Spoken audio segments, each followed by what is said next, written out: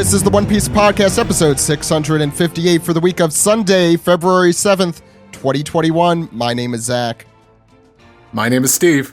And my name is Alex. And on today's show, we have a very special guest. He is the translator for One Piece in Shonen Jump and Manga Plus. Stephen Paul is with us. How's it going, Stephen? It is going very well. Thank you, Zach. Yes. And we also have here David Bednar back, our games and trivia man. He's an artist and more. What's up, David? Not much. Just trying to stay alive in the frozen north. Good luck. Yeah, I promised we wouldn't talk about the weather today, so I'm going to hold back and not ask you about the negative 500 degrees that you're experiencing there.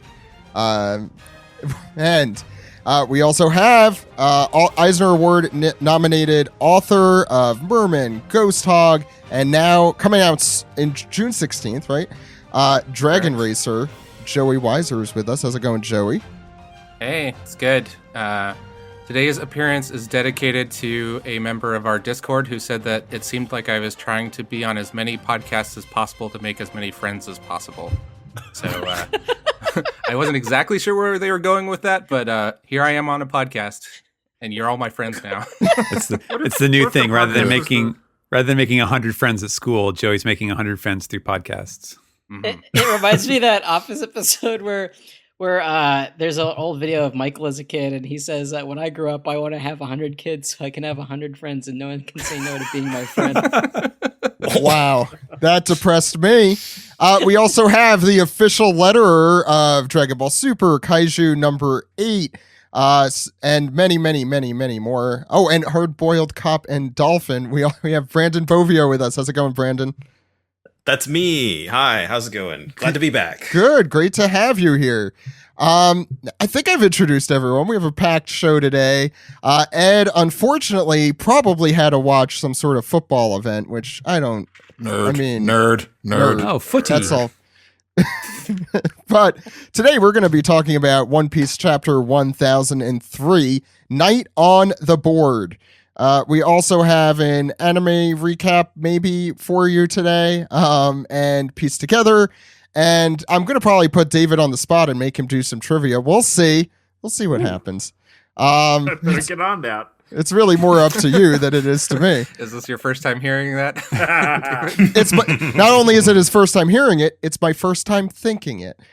So we have all that to do a little bit later in the show. The only thing I think of note is that magazine number 11 and volume 98 those are both out now, right, Stephen? Yes, they are out now. I have ordered them. They should be arriving a couple days from now for me. So we'll have something to do probably next break, I think. That's cool. I know that Twitter is only talking about one thing and one thing only, 40-year-old Sanji. That's all I have seen everywhere. 40-year-old virgin.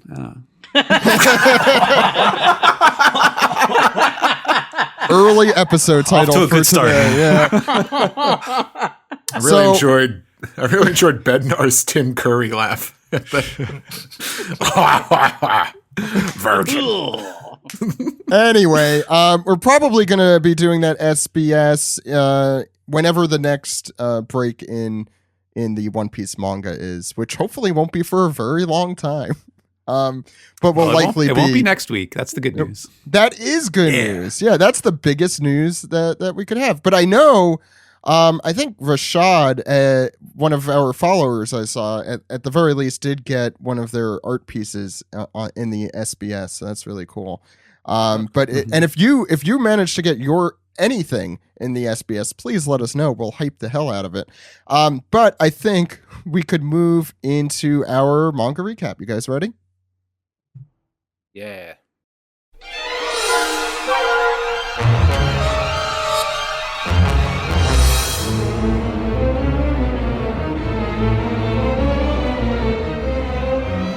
This is the manga recap for Chapter 1003, Night on the Board. And I'm going to throw this without any prior warning to Steve in a moment. But first, I want to remind people that they could read this chapter and all chapters as soon as they come out at shonenjump.viz.com and mangaplus.shueisha.com. .co.jp. So, Steve, what is going on the first page here? Well, Zach, it's reader request. Reiju receiving the affections of a scorpion with a cactus flower by, I don't know if he's a good friend of the podcast, but we know who he is, Noda Skywalker. We know who he is. Yeah. Sanji's sister. Sanji's big sister. Why is everyone Noda has his saying own... He has a YouTube channel now, right? Where he just writes the request, and you could watch him writing the request. It's like ASMR, Tell but me for more. One Piece. Just watch that. But this is a fun request. Yeah, Steve. Yeah, I guess she's at a poison-themed cafe in the middle of the desert. that? That sounds Having about right her, for Japan, right? Like, just a cafe in the middle of nowhere. That's themed. Yeah. I can't make out what's on her coffee cup there. Oh boy. Yeah. Yeah. But it's nice little detail, and she's got a little parfait, right? That's what those are. Yeah. It's a Something. little Yeah, And the and a scorpion great is like- drawing of that scorpion. Like, I love. I think it was last week was the jellyfish, or maybe the week before. Yeah. Like a thing that I thought was so funny about that is that Oda like felt the need to put little faces on all the jellyfish, and and now again he's just kind of like making up animal anatomy to be like, yeah, this is what a scorpion's head looks like, right? Well, I think those are that's what scorpions look like in Strong World. Yeah, well, I'm sure that's coming from the same kind of like basis of him being like, this is what it would be cool if they look like, and he's got a beard, which I like. Will Yeah, you he go does. to Poison Prom with me? So while you guys were Steven. talking, I was hacking. I got in. I'm in. Okay. And I went to go look at the raw file just to see if I can read what's on that cup. And the top thing definitely does say poison, but that's about the only thing that you can actually make out. Poison. So that's like a P in the center of it, maybe. Yeah, the P on the logo, and then like the text rolling over the Yeah. top is poison. I'd poison like bugs. my poison bucks. I like my poison with almond milk, then Squirt 2 bugs. cream, 1 sugar, but not 3 sugar, but 1 more sugar, and then add another sugar. Okay. Any Reiju, other then she'd thoughts? if it's Reiju, she gets 0 sugars, right? Yeah, probably not. Oh, I did want to say I really appreciate seeing Western themed things in One Piece. Like, I feel like we don't see that a lot. And I am not from the Southwest or California. I don't get to see cacti that often, so it's still a Oh, very they're everywhere. There's- you just walk into them when they you don't leave they don't the social apartment. distance. They're just Sorry. We've I'm like got trying one, to get my groceries, and one's right behind me. I'm like, dude, give me a second. We've got one in our apartment, and I think it might be dead. Wait, you killed a cactus? How do you kill a cactus? That's a really difficult thing to do. Let me be frank. Bethany killed the cactus. I did nothing. Whoa, and you're blaming it on your significant other. Is that a case of overwatering it then? Maybe, I don't know. It's her cactus. Wow. Right, we have Okay. that. I'm gonna just take Alex off the hook. He's gonna be in a lot of trouble when his significant other inevitably listens to this long segment about us talking about the cover page of chapter 1003. Let's get started, Joey. Sure. So on the first page, we've got this kind of montage of Luffy punching the crap out of Kaido, socking him right in the cheek, a couple blows in the chest and on his neck and on the top of his head. So he's getting him all over. And then at the bottom, we see the other members of the Worst Generation down there, Zoro, Law, and Kid. No killer, which is fine by me. But then they're looking on as you got a problem with killers? yeah, I'm still not so jazzed about that guy, but he's fine. And we see Luffy in the distance, still going absolutely ham on Kaido there, and then a close up of Luffy huffing and punching as hard as he can, and this is not pleasing Big Mom, who seems pretty shocked. That's a slightly bigger Enaru face, not quite the little one we had last week. Yeah, No. One Piece, that's normal to look like that. I'm not saying it's abnormal, but I mean, she is reacting to something shocking. Alex, what's next? Yeah, I'm with Steve though. This is a perfectly normal One Piece face.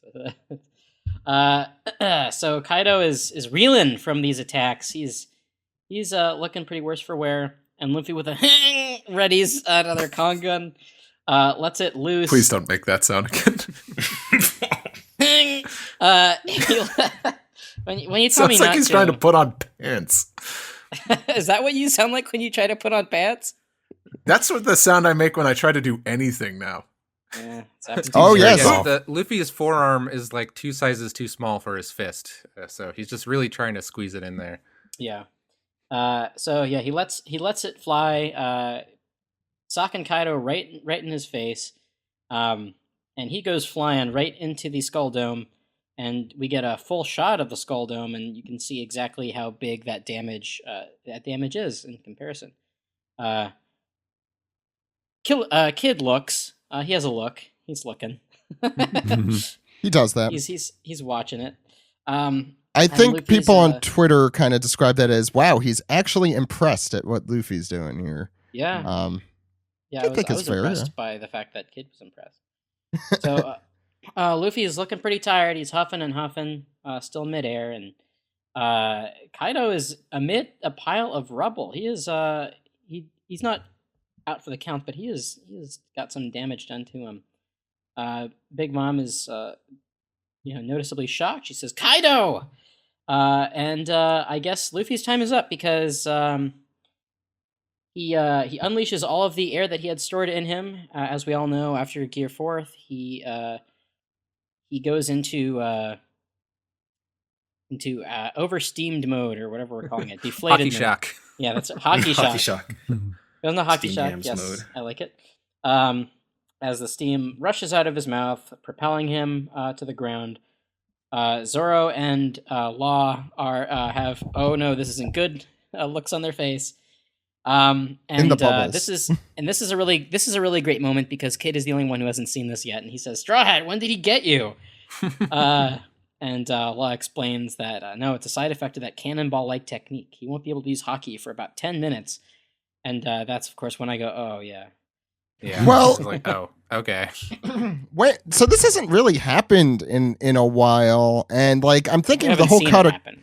Well, the Katakuri fight, he was going on and on and on and on and on, and this hadn't happened. And we had talked with Greg, I think, a little bit like usually these sorts of weaknesses are phased out as they become more familiar with the technique.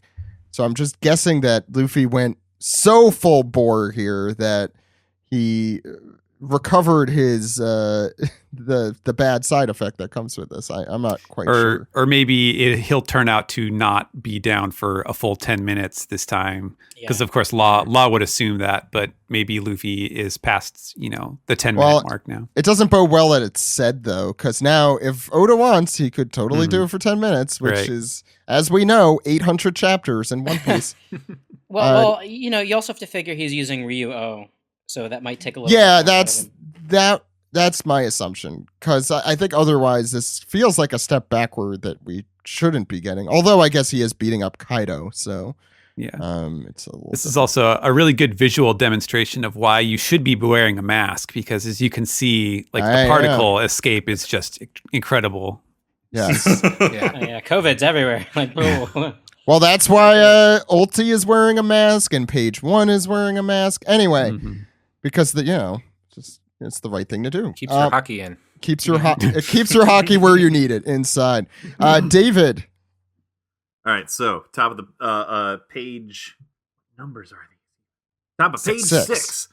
And Kid says, "So that strength comes at a cost. Still, if all those punches did full damage, but there's no time to wonder because Big Mom comes swooping in. Ma. What, at your limit already? That was quite a demonstration you put on." And then she swings her sword back. "Happy Mothers Blaze!" and strikes the ground. Zoro is snatches Luffy at the last second away from death. "Whoa!" he cries.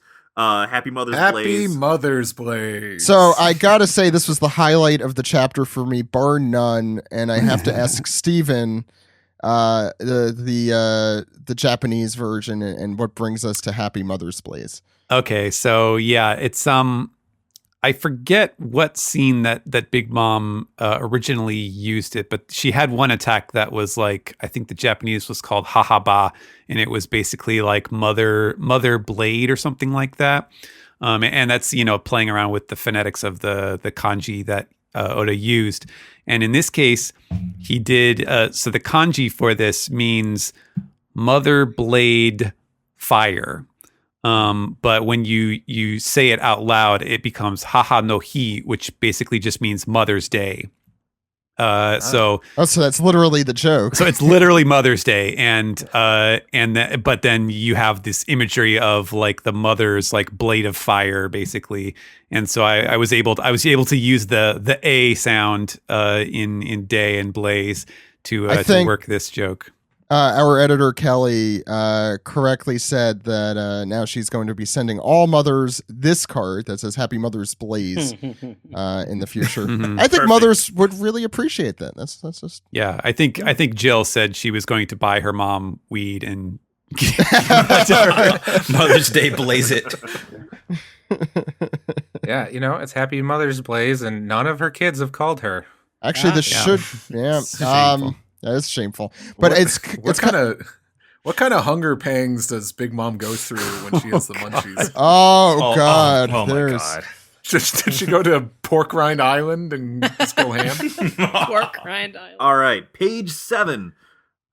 Kid and Killer rally themselves. Come on, Killer. Let's keep the pressure up on Kaido. You got it. And then they all charge. Killer delivers a counter shock, and then Kid goes straight at Kaido, who is still reeling from Luffy's devastating attack. That is law. Yeah, that's a lot. Oh, that's law. That's It's the a different caped figure. Yeah, that's the move that he used against the ever popular Yeti Cool brothers. Oh, Jesus. Oh no, he's talking at the bottom. Kid is coming after. Yeah. Yes, Kaido. but he said Killer Yeah. did counter shot. Oh, sorry. It's- Oh. He's like a little tiny like blobbity bob. Like I can't read that. Yeah. Still, Killer's not doing anything. Yeah, no. But Kid's going after. I haven't been Kaido on in the his show in a magic while. type I haven't armor. been able to throw proper shade at him. Was that the... So now I'm confused. So we did Law and Kid, both did their thing. So we're good with the page? We are great with that page. Okay. I was going to mention one other thing, and I hope someone out there is listening who is in the weed industry, because there needs to be a Happy Mother's Blaze strain. That's all I'm saying. Ed, what happened, man? Yeah, Ed had to been here. leave. This is like, I feel bad. Anyway, Steve, what's next? Wait, before we Yes. go, I do want to note that this week my wife revealed to me that she only thinks of Trafalgar Law as Weed Zorro. Okay, it's fair. Say weed, Zoro? Weed Zorro, yeah, because he looks exactly like Zorro, except that he dresses like a member of Sublime and he's much calmer.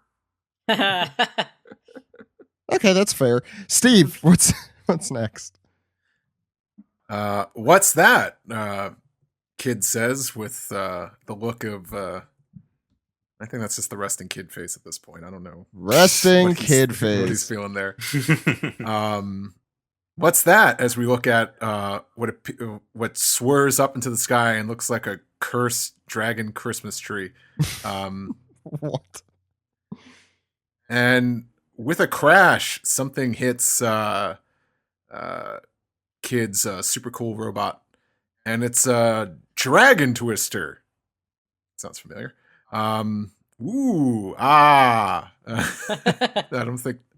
don't quite think that's the tone that Killer and Kid were actually going for. They're getting knocked away by a bunch of tornadoes that Kaido has formed. Just to interject here, Joey, look, Killer is here to get blown around by this twister. So at least... Yes. He's perfectly good fodder. Okay, good. Yeah, just want to note. Go ahead, sorry. So then Zoro says, "Are you kidding me? That's copyright infringement." He's a natural disaster. And Luffy says, "Oh, thanks, Zoro. Thanks, buddy." And Zoro. I don't think he quite trips. I think just Luffy gets swept up into the air. Oh no, The tornado. It's a twister. Yes, the hot spot. And as Zoro yells out to Luffy, Kaido charges in towards him and chomp. And that's the end of Luffy. I guess I know where Luffy's going to be for another 40 chapters. Okay. I definitely thought that for a second. I'm like, oh, Me too. Skypia's back and better than ever. Alex. And Zoro, acting really quick and pissed, says, "Not so fast. Don't you dare go eating our captain." And he readies a very familiar stance as Enma gets fired up as well. He says, "3-sword style." Readies his Tatsumaki stance, or Dragon Twister, I guess is what Viz calls it. I guess, does Kaido say Tatsumaki as well? Yeah, so Tatsumaki is the word for tornado, which is, why this thing, but it literally means dragon twister. And so it's just like direct, imagery pun sort of thing with Kaido. And it's the exact same thing for both of them. That's what I figured, yeah. Mhm. Dragon roll, right? Because that's another food item. As Zoro gets his attack ready, Kaido notices the katana. He says, "Is that katana the source of that strange haki?" But before he can think anything else, Zoro unleashes his black rope dragon twister. Blah, Dragon twister? That's a tongue. It's a tongue twister. His black rope tongue twister. No, it's a regular twister. No. Everyone, this is just clearly Zoro challenging Kaido to a game of Twister, the hotspot. Yes, true. Or trying to get him to dance with him, to do the twister. Honestly, Zoro's taste in candy is disgusting. His black rope licorice, terrible. No, David, that's the black rope dragon Twizzler. Oh, There we go. Oh God. Anyway, moving on. Zoro uses red hand blue as he slices. You're thinking of Zeph. That's right. It's like, nah, I only put my foot on red. Yeah. That's how I win. Jesus. Red hand blue slices Kaido right through the scales. And Killer remarks, "Oh wow, he cut the scales." See? I couldn't do Killer? that. He's crying under his helmet. No, he's laughing because He's that's all laughing. he does now. Yeah. Yeah, but he's got this attack plops Luffy right out of Kaido's mouth, saving us many chapters of Luffy aimlessly wandering around the inside of Kaido. Although I do wonder what's in there. Oh, the things that are in there. Probably wow. guts. Yeah. Guts. Probably guts. I don't know. Guts. Yeah. Black stuff. So Kaido's reeling from this. He gets hit, and Big Mom notices that brat. He actually cut Kaido, and Kaido remarks, that hurts. I see. That must be Odin's sword." I'm not looking forward to the fate of that sword now that Kaido knows what he's up against. And of course he's. But Alex, it was in the Arashi color spread. That's true. It was. It can't die. What? All good things must come to an end, and so Including must this Arashi. age, as yes, especially Arashi. As Kaido spirals up into the sky, and he says, "You dare challenge me to a dragon twister?" And next page. And we learn that the ultimate twister champion is, in fact, Kaido, as he unleashes his dragon twister demolition breath. It's like when you spit all over something to claim it's your own. It's not cool, but it definitely works. And here you see Kaido still furled up, just spitting out blades. So this is similar to his technique we saw in the last last chapter, I think. And Luffy's still free falling through the air, while Zoro stands there unable to really do much else. And electric bolts come from Kaido's mouth. So then we have the response here from Kid, from Law, and Zoro holding Luffy, pulling him out of there. I love this Luffy face so much. And here comes Killer, about to do something when we switch scenes. And we go to the ceiling. And we look down into the Skull Island, to the inside of the skull. As the battle above rages, the rubble rains down onto these who the hell gives a shit. There's Hanzo. He got kicked in the balls once. Anyway, we then zoom to Orochi's head, but where's the rest of his body? As not him, but someone else says, good grief. First, our business partner dies. Then the party we were invited to turns into a battlefield. What are we in, some sort of shonen manga? But we'll find out exactly what. Brandon, what happens next? Yeah, so this conversation continues with one of these guys saying, it would seem this is a battle for revenge 20 years in the making, as there's more sound effects of the cacophony just all inside. But with Doflamingo out of the picture, Kaido and the worst generation were bound to clash at some point. You could see just a finger slamming down a piece on what looks to be a go board. He continues, so it would seem that destiny ordained that samurai and pirates would join hands like this. At a moment when the state of the world hangs in the balance, if by some chance 2 of the 4 emperors should fall, and you get this wider shot of this Cypher Pole Zero, or Cypher Pole, I guess Zero guys just like playing Go inside the inside Onigashima. Guys, is that Robin hanging out there? Is that? I don't know. Cypher Pole. That looks. I've been just going back like Robin. Anyway, sorry. Go ahead. Yeah. No. She was like, what was that? See, and that's the thing, though. It would be. It would character. be believable if she just ended up there somehow. Yeah, right. To just eavesdropping on these Cypherfuls. She would have had to like infiltrate and get a kimono and all that stuff. But yeah, it's very suspicious. Yeah, it could be possible. Mm. And there's somebody playing shamisen in the background too. But there would be no telling what might happen to the world next. But this is an unnecessary concern. And then this person playing the shamisen goes that the enemy infiltrators number 5,400, but 400 of them are already down.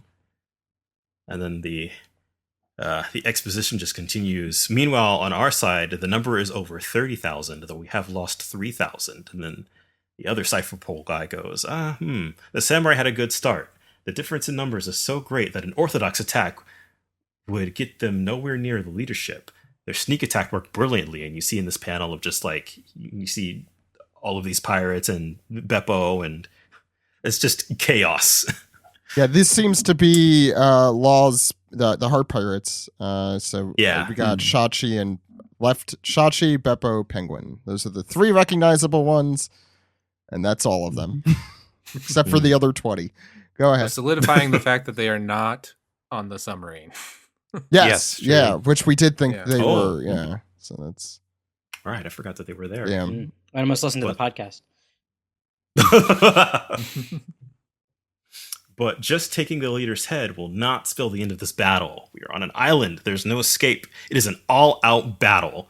If Kaido's powerful officers are left to their own devices, each will easily eliminate 100 soldiers at a time. And you get this shot of the Go board, which I don't know anything about Go, and it seems like they're just laying down the pieces to demonstrate the difference in number between the forces. All right, everybody, open up Hikaru no Go, Chapter 1. All right, let's start our manga recap of Hikaru no Go, and we'll get through that, and then we'll get back to this. Now, does anyone have some sort of substantial knowledge about Go? Anyone? King me. I feel So the basics of Go, if I remember correctly, a programmer at the company I work at tried to teach me once because it's a very mathematical game. shout outs to my friend Martin.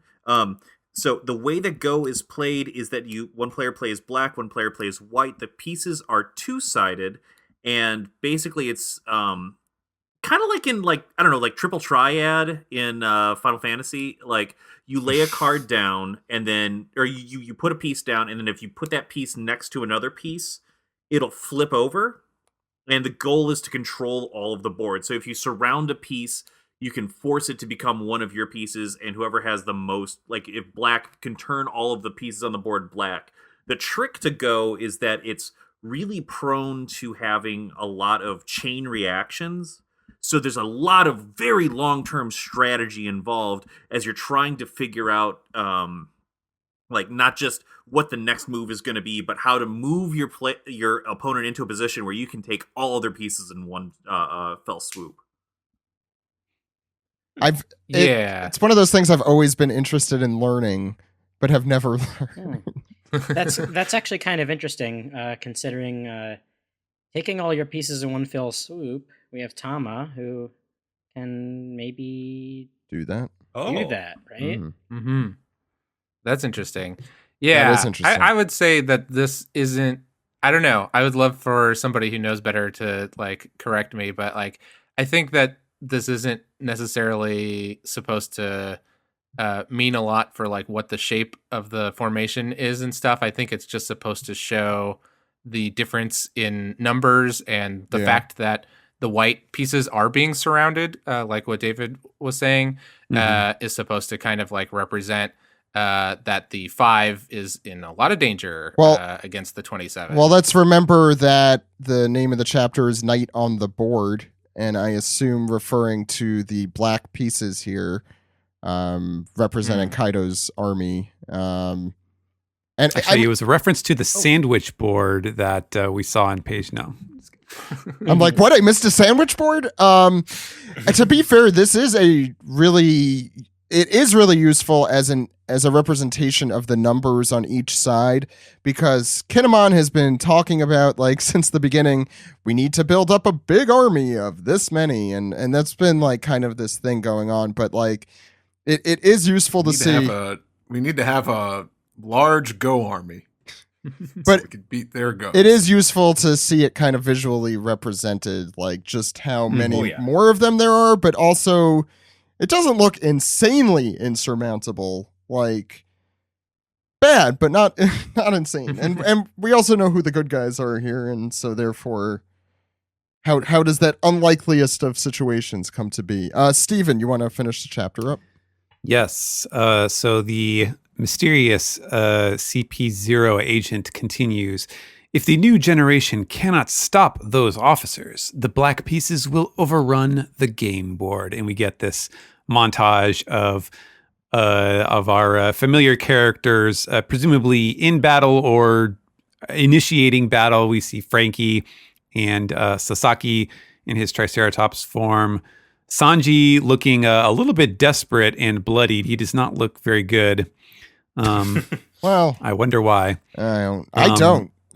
Yeah. And then we get a picture of Usopp, Tama, and Nami. And Tama is pointing the way for them, although they seem to be going surrounded by some like flames and stuff. And, that might be I'm guessing that's Komachio. Yeah, Komachio. Oh yeah, that could be like they're on Komachio's like back. Sitting. Yeah. Okay. I mean, you can definitely see the little bit of lightning from her Klima attacked. And then, of course, Ulti in her Pachycephalosaurus form. Going after them, I assume. And and at the bottom here, we also have Jinbei, and then the trio of Yamato, Shinobu, and Momonosuke. As the agent continues, the outcome of this battle is not much in doubt. So why don't you pirates do us all a favor and take out as many of each other as you can? Basically, this whole speech being a reiteration of like, it's not just about Big Mom and Kaido versus the top 5 guys. It's everyone has to do their fighting before the battle is over. And Do you think this hints also that maybe the government is keeping an eye on this and waiting to swoop in at the end? If Yeah, it could. I think, like we've seen this guy before. Obviously, he was Orochi's business partner, as he said. So it makes sense that he would be here and involved with Doflamingo as well. So he could be referring to either of them as the person who had died. Yeah. Although Orochi is in the pad. Yes, he is referring to Orochi directly, but bad luck with business partners. Go ahead, sorry. Yeah. So I don't know if it's just, he's also kind of a convenient figure to have deliver this expository speech, since he's kind of above the fray, so to speak. And that's why they're just hanging out. Maybe not. Yeah, they're not on top of the skull, but they are in there somewhere. I'm not sure what the long-term plan is for this guy, but I guess I would be surprised if they play a significant role in what's going on right now, because this is all about the Alliance versus the Kaido's pirates. Lastly, we go back to the top of the dome, and we see some gateways, some exits, some of which have been shattered, it looks like, and we see the aforementioned worst generation figures. Kid says, "Why does he look like that?" And Luffy is confused. Kaido? And as Law says, his man beast form. And we get a little shot of Kaido's hand gripping the end of his club, or should I say his talons, because they seem scaly and pointy. And he says, "Hey, Lin, this is fun." And we only see him in silhouette, kind of obscured by smoke and shadow. But in the foreground, Big Mom is there. And she says, "Ma, ha, ha, ha. I was just thinking the same thing, Kaido. Da-doom." So it would seem that we have not even witnessed Kaido's final form. Oh my God. That's the chapter we return on Valentine's Day for what I'm assuming is a romantic something. Romantic get together. So yeah, that's the chapter. Let's go around, talk about our thoughts on it. I'll start with Joey. Okay, start with me. I am. Yeah, okay, well, just starting at the end here, I am very interested to see what Kaido looks like in his form.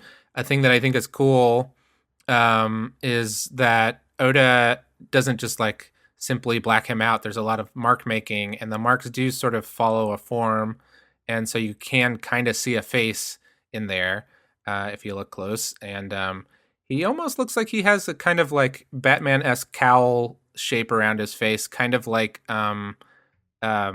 what's his name? Drake's half dinosaur, half person form. So we might be seeing something kind of like that, where it looks kind of like a mask on top of like a human face or something, which I don't know. I'm not crazy about. Drake's half and half form looks a little dorky to me, but I'm eager to see what this looks like, because I'm sure it's going to be cool looking. And bringing in Cypherpole always has like a lot of weight. These guys' designs are so weird. The main guy, he almost like looks like he's wearing a mask, but his mouth moves and stuff. And so, he's such a weird, strange looking guy. I think the Go is a really cool way to keep track of what's going on. Like Oda likes to do this occasionally with like the clock tower or the stuff going on in Dressrosa and stuff, where there's kind of a countdown or a framing device for a battle that keeps kind of track of the tension and stuff. And I think as far as this, like using a Go board is perfect for Wano. It's a very traditional Japanese thing.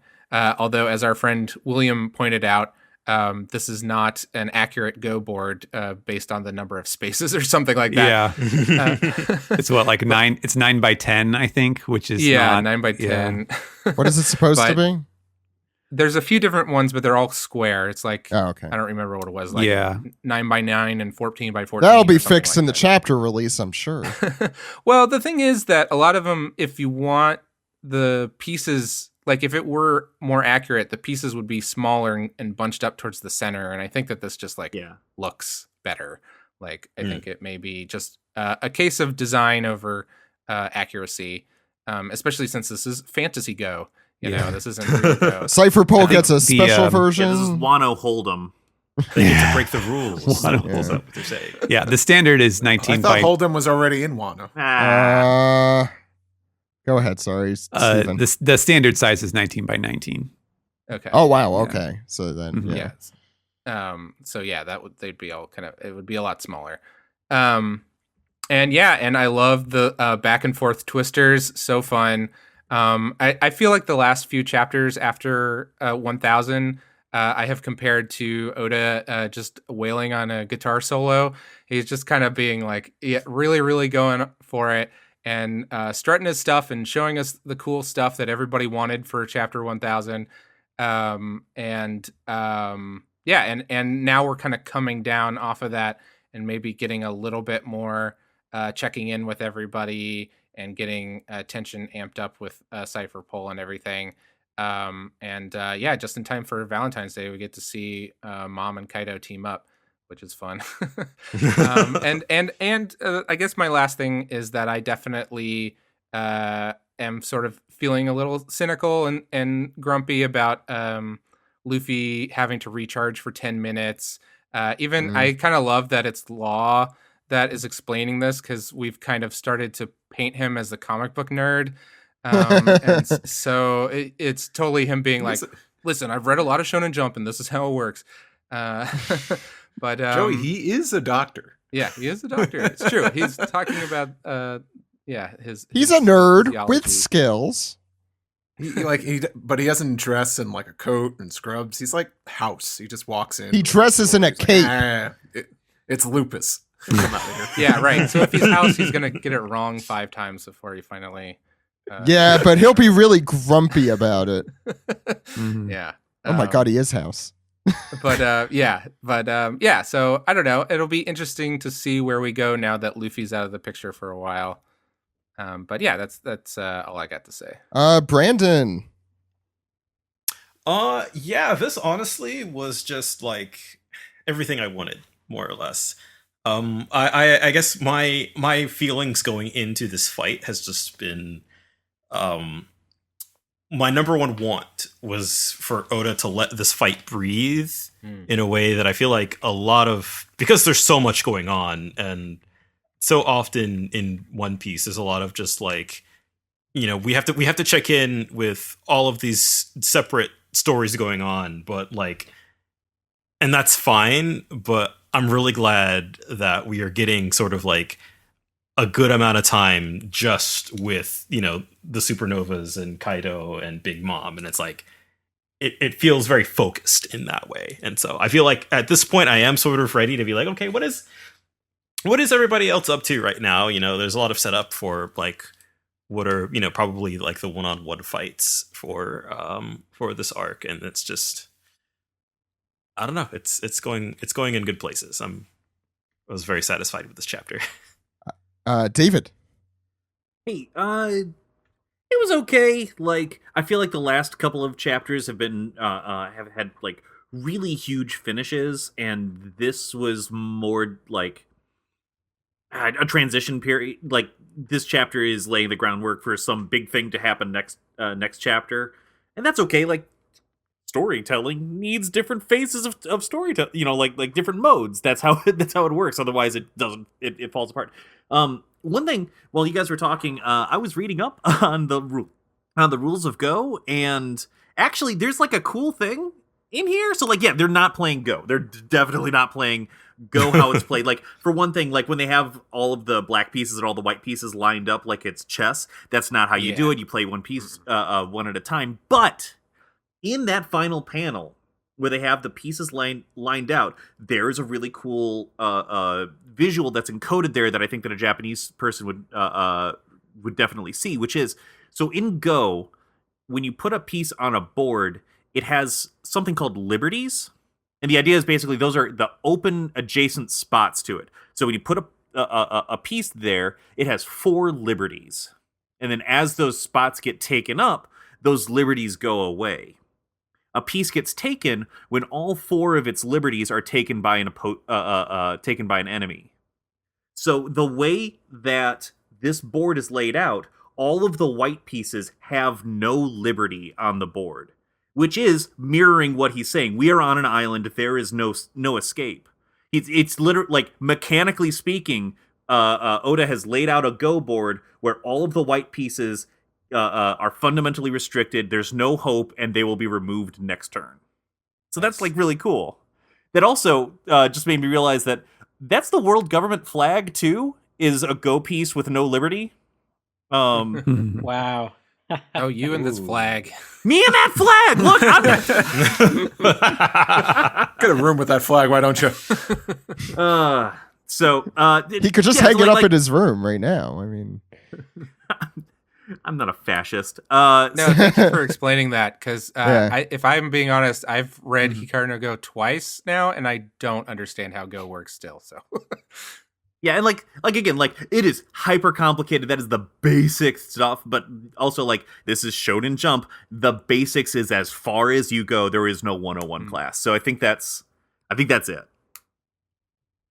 does it spell out some sort of kanji too? I feel like it can. No.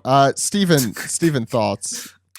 Yeah, I'll agree with what you guys said. I think when Joey said guitar solo, it reminded me of that. There's an old Onion article that's like Nation demands more mind-bending guitar solos, and I feel like that's kind of what everyone was thinking before this stretch of chapters with this final showdown where there's really nothing left. This is clearly the time in the story where we will get to see Luffy and Kaido fight to a finish, even if it's not in this chapter. It's not like in Act 1 or whatever, or Act 2 where it's clearly just an event in the plot to be moved past to get to the real confrontation.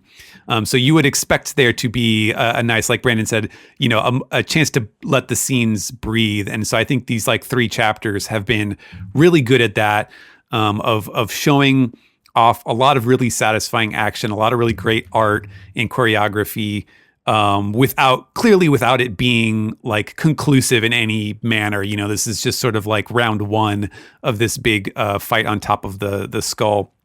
And I think it's been really satisfying in that regard. But this is clearly like, okay, we've hit the end of this scene, and now there's going to be a transition. Kaido's going to bust out his higher power. We've seen a lot of fun stuff with Luffy and the other guys, landing hits on him. But now it's time for the other cheek to turn.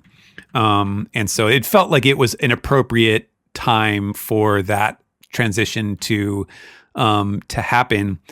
I do wonder, and I felt, like I said when I did the pages of this scene with the Cypher Pull agent, I feel like this is very clearly the moment where Oda is like, okay, but remember, Luffy isn't the only, Luffy and Kaido aren't the only important characters here. We also have to see everyone else fighting.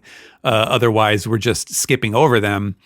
They are important too. And so that's, he's clearly setting up that we're going to go back and see them. I am a little worried. Maybe it's just the way that like he's kind of showing us that like everyone else is locked in their own confrontations as well. But I kind of hope that he isn't doing this like, here's a quick montage so that we can join them when they're about to finish their fights or something like that. Yeah. Like I would hate for this to be like a stand-in for, getting that same like satisfying fight treatment for all of these other matchups. But it's, it's hard to know what Oda's plans are, since there are just so many characters that he could choose to cover. But I do feel like we're definitely going to transition away from the big fight and back to them pretty soon, if not imminently. But I think that's about what I would say. David, did I skip over your thoughts on the chapter? I know you talked about Go, and now I'm just forgetting. This one just didn't land with me as hard as you did some of say the that. previous weeks Yeah. did, but I'm glad that it was a guitar solo for the rest of y'all. Steve, your thoughts? Oh, I'm not going to provide you with a lesson in Go here. Why not? Why? But thanks for doing the heavy lifting already, fellas. Yeah, it's just more fun. I'm kind of glad that we stepped a little bit away from the fight on the roof, fighters on the roof. It was nice to see some of the other characters for once. Hopefully we get to see more of their scuffles. I don't want this to be a Conjuro thing where we cut back. It's like, here lies, I don't know, Alti. You should have seen it. She went out in a blaze of glory. Mhm. She put up a good fight. Or what's the Triceratops again? Sasaki, yeah. It's like, oh man, he put up quite a fight. You should have seen it, but now we don't have time for that. Yeah. Oh, what are the revolutionaries doing here? Oh my god. Sorry, did I make fun of this previously? I don't know. I would see people say like, man, you think the revolutionaries are gonna show up on Wano? Why? I think we've talked about that before. Maybe on a Twitch stream. Not a Twitch stream. Jackbox. But yeah, it was fun. It was as soon as I saw Dragon Twister, and I'm like, that is like Zoro's gonna get mad about this, right? He's got to do his own Dragon Twister. So I was really happy to see that. I don't really have much interesting things to say about this chapter, so I'll talk about Enma. Man, why do I have this sinking feeling that he might not walk away from the Wano arc with that sword? What if Kaido breaks it or something? But that sword is very powerful. It cuts Kaido, but we'll see what happens. They're like, I guess you can have Shusui back. The fact that it's already being included in color spreads makes me think otherwise, but who's to say? But I find it interesting, because Kaido knows he's like, I have to get rid of that sword if I'm going to survive this. So I'm curious to see what it's going to be like in the following chapters, Kaido fighting Zoro. But I don't know. I don't want to say anything, definitely, because then I don't want egg on my face when I'm wrong. But I definitely think Kaido may be targeting Enma in the future to get out of the way. Or maybe just, I don't know, defeat Zoro. Could always do that. Other than that, yeah, it's just a solid chapter. I'm kind of glad. As much as I don't have too much to talk about, I think it's just good that Oda could kind of breathe now that he's not trying to cram everything in before chapter 1000. So I don't mind that this fight is taking multiple chapters. It's good for the pacing. Alex. And that's all I have to say. Alex. Yeah, I thought it was a really rad chapter. I liked it a lot. Stuff we haven't talked about, or at least kind of didn't talk too much about. I'm excited to see Kaido's Beastman form. I've been excited for a while. And I love the silhouette. He looks really beefy. At least he's got one big beefy arm and maybe consummate V's. Maybe we'll see Trogdo instead of Kaido at that point. Trido? Oh god. Trogdo the Burninator. Kaidor? Whichever. Either way. We'll workshop is this. it like Falcor from... No, like Trogdor. Like Trogdor. The Burninator. This is another strong bad thing. Wait. I tried to derail your strong bad reference by So you think 80s pop culture rules. So you think that's his only arm then? He just has that one Yes. beefy arm? The one big beefy arm. And he's got like a little tiny person-sized arm on the other side. I love just that we only see his claw. It's just like, I don't know. I think Kaido is just he's such a cool big bad. He's a dragon man. That's really cool. That's the coolest. He makes tornadoes, Alex. He's really cool, guys. I love Kaido. He's Kaido's really awesome. cool. You should make a handle on AIM that says Kaido's cool. Yeah. Oh my god. So where no one will see. Yeah, exactly. So we have a couple CP0 guys here. I think if I were to assign them CP9 roles, I think the guy that we've seen before, the main dude, the scarf. I don't think he's anybody that we know from CP9, but I think the guy holding up the mask is probably Kumadori, judging by his stature and the fact that he's holding like a rod-looking thing. He's got a lot of hair.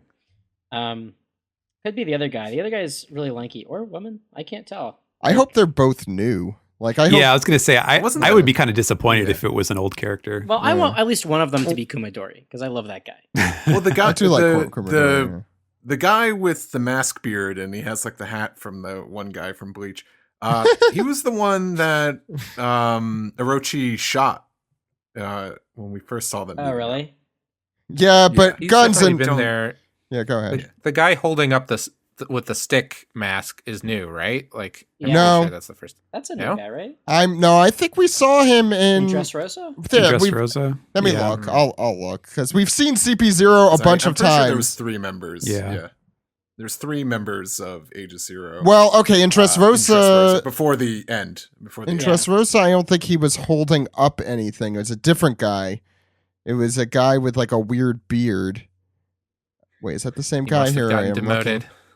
Yeah, Man, well, there was a dude. everyone just copying off a black. Well, there was a dude that shows up in Heart at the beginning of Peach beard. A Heart You know what? Gold, Yeah. who's got- So who's so got there was Bruno's voice in the guy- special. one of the third guy who. So the third guy who showed up in Dressrosa is at the Reverie with Lucci, Kaku, and what's her name? The one who's with Big News Stussy. Morgan, Stussy.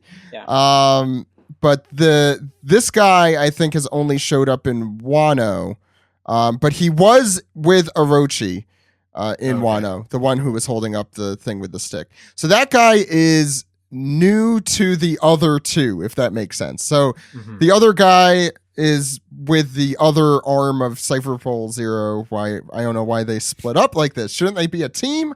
Have you learned anything from Scooby He's Doo? in the Wano division. Yeah. Yeah, sorry, go ahead. Alex. The buckethead guy has a hunchback, so he's definitely Sham from the You're right. Black Cat Pirates. Yes, yes. Or he's got a Master Blaster thing going on. Yeah. Well, the Or question maybe is, he's a Skeksis. which one of these people is Gaimon out of the box? That's the real question. That here. will never happen. Well, I was also thinking that one of them could be Fukuro, but like it's like a time skip, so he's all slimmed down and tall. But you see what you're Yeah, doing six-pack. here, Yeah. Alex. You're doing the fan thing of let's That's guess right, who I the am. mystery. You're damn right, I am. Let's guess who the mystery character is. When the real mystery is right in front of you, and that's that. Who is that? Robin. It's definitely Robin. I'm sticking to that. Yeah, like a Robin clone. Yeah. Well- I kind of do hope that's the case. Actually, that'd be really baller. Well, because notice she's not on the next page where we see Frankie, Sanji, Usopp, Nami, Jinbei. We don't That see is true. Chopper. We don't see Chopper or Brooke, but they also aren't mysterious characters. So That's right. Robin didn't technically get paired off with anybody to fight, did she? yeah. And to be fair, so like we all want Robin to have a one-on-one fight, but also the thing she's really good at is espionage. And this would be the best place to be in that situation. Yeah. So isn't it possible that's Possible. well, I guess the question is, would you all be disappointed if Robin is just being all spycrafty and not punching a guy? I would be pretty disappointed in the world's most powerful intelligence agency if they Not didn't noticing. recognize Nico Robin sitting right next to them. To be fair, she looks like a lot of other people in the One Piece world. Oh, So what a nice geisha. She looks like the demon child. Yeah. She's been on the run for blah, blah, blah, blah. Yeah. yeah. But that'd be impossible. So I also think it's interesting that we get a shot of Orochi's disembodied head. Yeah. Yeah. Waiting for that shoe to drop. Waiting for these other heads to make their appearance at Yeah. some point. We discussed, I remember, Alex, when that happened, like, oh, they're gonna really wait a while for us to forget about him, and then but then they reminded us about him right here. So I'm a little Yeah, surprised. And this one's like kind of gruesome. He's got like blood running down his lips. I don't know. I think this is the best he's looked. It looks like somebody dropped their giant mascot head from Disney World. That's what Yeah. it looks He does like. have pretty vacant eyes. Yeah. So this is Elastigirl tripping and falling down and her face falling off. Everybody should look that video up. It's amazing. It's so good. If you ever want to feel the strongest sense of secondhand embarrassment. There it is. But yeah, this is aside from all of that fun speculative stuff, I love all the fun action in this chapter. This is what this is what I wanted out of this battle. And I'm glad that things are sort of progressing. You know, Luffy's going to be out of the count for a while. Kaido looks like he's a little powered up. And now I just want to see our Straw Hats fight. I want to see some one-on-ones. I don't know if we're gonna get that like one per chapter. I honestly don't know if Oda has that kind of bandwidth anymore. But I'll be honest, I'll even take two. I'll take two per chapter. I'll take 2 fights per chapter. I'll be happy with that, Oda. I'll take 2 fights. That's it. No more, 2 fights. no less. Yeah, I agree. Like, you know, Steve was saying, like, oh, I hope we don't do there's ulti. Too bad we didn't see her getting beaten or whatever. Yeah. And it did remind me of you know, and it wasn't really like the most important or impactful moment, but I think Joey was on. I remember him making this comment on the manga recap when it happened. But the whole like Nami and Usopp, or Nami doing the whole like Luffy's going to be the king of the pirates, or he'll never stop until he becomes the king of the pirates. That really suffered by the fact that like it was entirely shown in like 2 pages and in media res, and you didn't see any like emotional build up to that, and how that really kind of fell flat because of that. And I agree, like I wouldn't want to see that happen with any of these matchups to feel like they just didn't land. I may have my misgivings about Dressrosa, but at least we had some fun one-on-ones there. I mean, I agree with that, but it's also, I think that makes it even better that we see Usopp and Nami up and about here. Have we talked about this, by the way? How it looks like Tama is giving Usopp orders as to what to shoot. Like, as if he's shooting Kibidango at Smile for users. Ooh. We did not. I like that. Crap. Yeah, good eye there, Alex. Like, I think that, Usopp and Nami are going to be, you know, with Tama commanding this gigantic army of converted Smile Fruit users. He's like, there's Dabone. Wait a second. I need to take a step back here because I think we all know the gimmick with Usopp is that he keeps going up the totem pole accidentally. But here, what if he shoots those dongos into people's mouths and they all worship him? 8,000 followers. Hold 8,000 on. Yep. Let me see here. 27,000 minus how many go pieces is that? 19,000. No, yep. They've lost 3 so far. Yeah. Well, it started at 30,000, so now it's right. 27. I mean, what does when we first see Usopp, does he says 8,000 followers, or does he? Yes. Okay, so maybe there's another lie coming true. Maybe. Well, also everyone followed after Dressrosa is God Usopp. Usopp. But I don't think that's as many people as we have here. We have numbers here now. Like we have strength in numbers. Yeah, so I just a couple of my thoughts. This was a really fun chapter. I really enjoyed it, and it did feel like the end of a guitar solo going back into the chorus or whatever it is in that song. In that, half of the pages in this chapter were 2-page spreads. I did the go like math to figure that out. I think I'm right. I think. And I decided to read this on my phone because it always comes up on the app first. So I'm like, and I'm very impatient, and immediately into it, it's like, oh, I regret doing this. This is a really beautiful looking chapter. I think particular standouts are the first spread and the spread with Zoro. And even the spread after that with the Dragon Twister Demolition Breath are all really beautiful. Plus, it also has all the intrigue of Cypher Pole Zero, which I have so many questions about. Also gave us a chance for Squirrel Lady to come back, whose name I hope someone reminds me of. Bat Wong, yeah. Bat Wong. Who is a really cool design. I really like her whole thing. So that's I'm glad to see her back in. Is that her? Yeah. I don't think so. That looks like a completely different Does character. it? But she has the same she thing. Has that like mask thing, which is interesting that they would put that on multiple characters. It really makes me wonder if that's significant of something.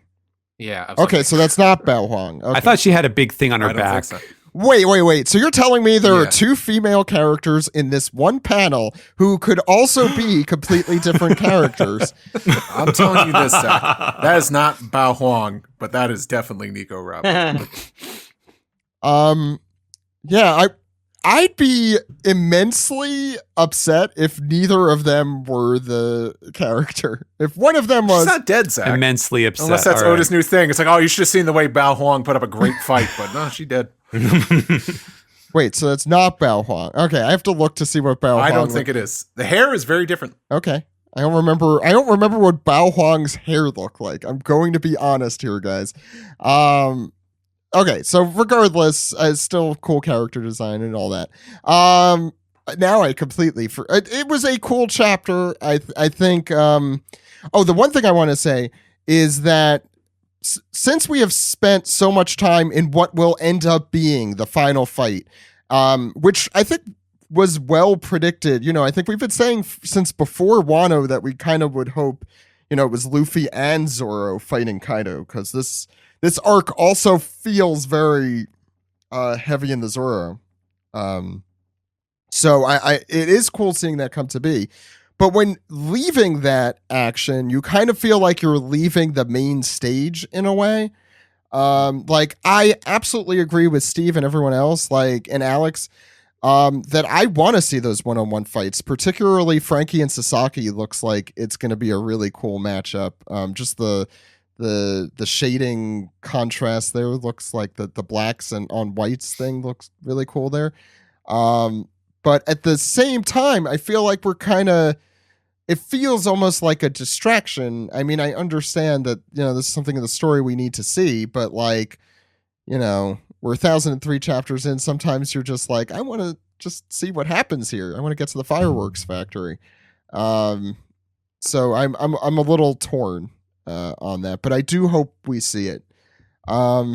Yeah, I don't really have any other thoughts. This has been fun. I love Big Mom's role in all of this. I'll add that. The agent of chaos and the mother and Happy Mother's Blaze. Everything Big Mom has been in, I've been happy. And yeah, I don't know if I have anything else to say. Just really interested in CP0. That's the one lingering kind of dread-inducing thing at the bottom of this chapter that's being drudged up here. Any other thoughts?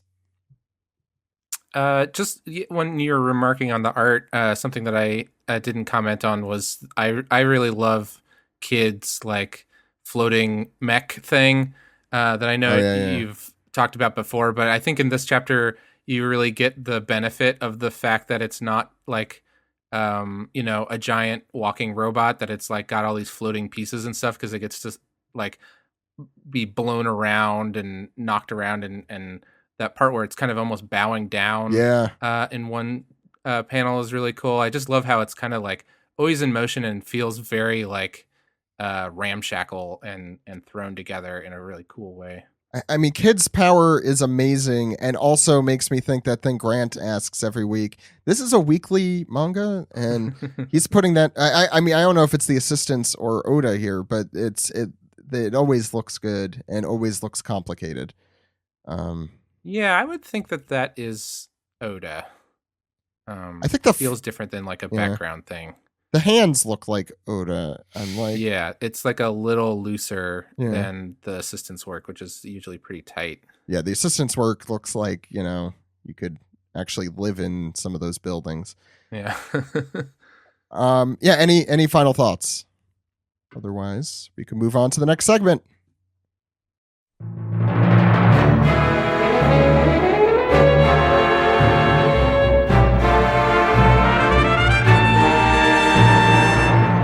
This is the Piece Together segment where we answer your questions, we take your comments, and we take your theories, and we celebrate the 11th anniversary of Steve's birthday episode of the One Piece podcast. So happy birthday, Steve. Yes, I'm 11 years old.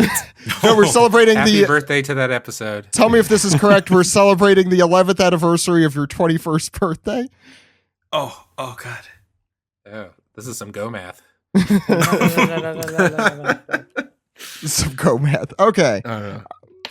We're just all very happy that Steve could drink now. Let's get started. Alex, what do we call this first segment? We call it Dis-Peas. There you go. And here we go. I'm on the Discord channel. I'm under Dis-Piece, and let's get things rolling with Simp G, who says, "What was the last thing you did for the first time?" That is so general. Streamed on Twitch Oh, congrats. as of today. So God. cool. I'm out. The last thing I did for the first time. I played Bonk's Adventure for the TurboGrafx. I'm getting into emulation on my Mac, so I'm exploring a lot of games that I've never played before and games that I haven't played in a long time, like Busted Groove. So I guess played Bonk's Adventure. Is that the game that with Shining Force 3? No, it's a different song. Yeah, The very good. Very good. Yeah, that's Busted Groove. Yeah, great game. I've been it's Captain the very good. I'm sorry. I just wanted to get a One Piece reference in there. Go ahead, Joey. strawberry, berry. Okay. I for the past couple weeks I've been drawing digitally for the first time. Oh yeah, That's right. In my life, really. Basically, I've been coloring digitally, which requires a little bit of drawing skills. But like, I got an iPad 2 or 3 weeks ago, and after being a traditional paper boy for so long, I'm trying to learn the ropes in drawing digitally. So that's been interesting. I've been catching on to it faster than I thought I would, but I still don't feel completely comfortable with it, is I guess how I'd place it. You've never been? I really liked the look of like the texture of the like the shadings or Yeah. the tone that you had on those. It looks really nice. Yeah, I'm playing around with usually it's kind of also giving me a whole another kind of tool, because this is a new program. I'm drawing in Procreate, whereas I've worked in Photoshop and on paper usually, and so I've been playing around with a lot more brushes and things like that I've never really messed with. So it's been fun. I love your style, Joey, and it's fun to see all that, to see you Oh, experiment. thank you. Thanks, everybody. Should we go to the next one? Yeah. I mean, anybody else have any last thing they did? I've been stuck in can't my think house of a for dang 2 thing. years. Sorry, Brandon. No, I was gonna say I can't think of anything.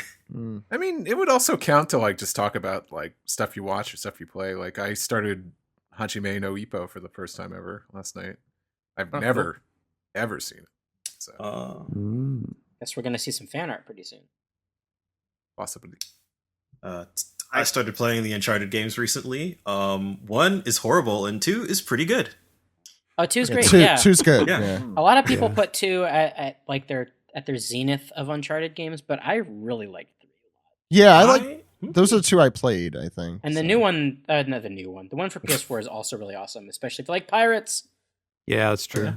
I'm excited to see the rest. After the first was a very, very bad first impression. I was like, oh, screw this. This sucks. One I've never played. Yeah. I really So- like the Uncharted games, but there is like 1000% way more murder in those games than there ever needs to be. Oh, 100%. I was sort of just not to get too into things. Yeah, I guess I didn't know that much going in. I was surprised that like 2 definitely tones it down, but like shooting a gun is what you do for like 80% of the first game, and I'm just like, Here's a fun thing to do once you get to the third one. Challenge yourself not to use a gun at all, and just go Indiana Jones and just run over stuff and just punch people. It's definitely doable and a lot more fun. that sounds awesome. I love running up to people and punching them. Especially if the they're next? Nazis. Yeah, it's true. Yes, Big Mike is next, who Only get says... political in a video game. Whoa. Whoa, partner. Big Mike says, if you were in an elevator with an attractive coworker and you're trying to think unsexy thoughts to get your mind off them, what One Piece scenes would you think of? There's a lot to unpack there. There is a lot That's to a unpack. yeah. Well, it's a Simpsons reference. Wanze shooting ramen out of his nose. Ooh. I was That's a just good one. about to say Wanze That's a really shooting good one. ramen out of his nose. He's probably Yeah. the least sexual character. What about Caribou as a character? Yep. It doesn't work for Sam. Just as a I character. understand. Just Caribou, though. think of my Dellinger impression. Oh yeah, that'll work. What about your impression of that guy who loves Dellinger? I don't know how he sounds in the dub, so but I'm just oh man, really want to see Dellinger's high heel. Come on. Let's see. I think I would probably think of how bad Machweiss smells. That dude looks like he smells like shit. Looks like he smells like molten cheese. He does not bathe. Super Nintendo Chalmers says, now that the mom and mother puns are here to stay, what are some other mom themed attacks we can come up with? My best ones would be Atom Heart Mother, Mama Bear, and Red Hot Mama. So Yeah, I guess mom. what is a phrase that has mom or mother in it and then make it into an attack is a good way to do it. Big Mama's house. Oh man, You throw Big a Mama's house on house would be someone. amazing. That's if Wapol ate Big Mom and Yeah. became Wapol House. That's it. That's it. Be Big Mama's house. I would love if she has some kind of like stomping attack and it's like mom's army boots or something. That would be real classic. Ooh, or like any Yo Mama joke. It becomes an attack. Or if she throws a planet at someone, it could be Mars has got moms. That really bad movie from okay. Mars needs mom. Well, that's a deep Needs, yeah. But now Mars it's needs mom. got. Now it got. I thought yeah. my references were deep. Well, Don't tell mom the emperor's dead. if Big Mom makes another fuss about wedding cake, you could just call her the Cake Karen. Oh boy. Mm. Nice. Don't make Big Mom into a Karen. I guess she is, but still. Well, you'd have to cut her hair. Yeah. It's- Good luck doing that. Straw Hat Parrot 9 says, this question is more for Steven. Me and my sister were wondering what the chances of the One Piece Party manga getting an English translation and release are. I know my hero fans are getting spoiled since their novels and parody mangas are pretty much all released. So I was just wondering if maybe someday in the future we could get that funny One Piece Party manga too. Totally understand if you have no definitive answer. Thanks for taking the time to read this. Well, thank you for the question. I mean, I can't say, I should not say anything either positive or negative to that I can neither effect. Yes, confirm nor deny. confirm nor that deny. statement, Yeah. So I can't really answer that specifically. But I can say that, you know, we've had the Color Walk compendiums come out recently. We've had the Ace novels come out recently. There's definitely been an increase in the number of One Piece sort of side projects that Viz has taken on. And, you know, like with the My Hero stuff, like that's there because they've determined that there's enough demand for them. So I can't, you know, I can tell you that there's more stuff that we're working on behind the scenes. You know, that's not going to be the only thing you'll ever see related to One Piece. But as far as like any specific, you know, things out there in Japan that could potentially be translated into English by Viz, you know, I guess all I can say is, I wouldn't tell anybody, like, if you're not interested in a certain product, to buy it anyways, in order to convince them that you should put out more One Piece stuff. But I will say that if you're kind of interested in some of the stuff that's already out, and you would like more of that, don't wait to buy it. You know, like put those numbers up, let them see that there is real interest, because, you know, as long as they see that, like, put, you know, anything with the One Piece, the name One Piece on it, is a license to print money, you know, they're going to do it. Yeah, and yeah. so that's what I would say. That's what Dragon Ball has always done. I'll add also, yeah. I'll add also that One Piece Party just finished a 6-year run, which is insane to me. Oh wow! Did it just I would end? love to read that. I think it just ended. Yeah, that's why. Okay. I think it was that spinoff, because I saw the. Should have probably looked this up before I just said it, but I know one of the spinoffs just ended. And I think it was One Piece Party. Okay. That's I mean, like, okay, that's half of the time we've been doing this podcast, but 6 years is a long time. What's next? What's last? With our last piece comes OG-san. Happy chapter day, OPP, and wow, what a chapter. Orochi's body being conspicuously missing was great. Fukuroberry probably involved. And amazingly, I wasn't spoiled on Kaido's man-beast form. Hybrid, I'm assuming. Is that the new official term, Steven?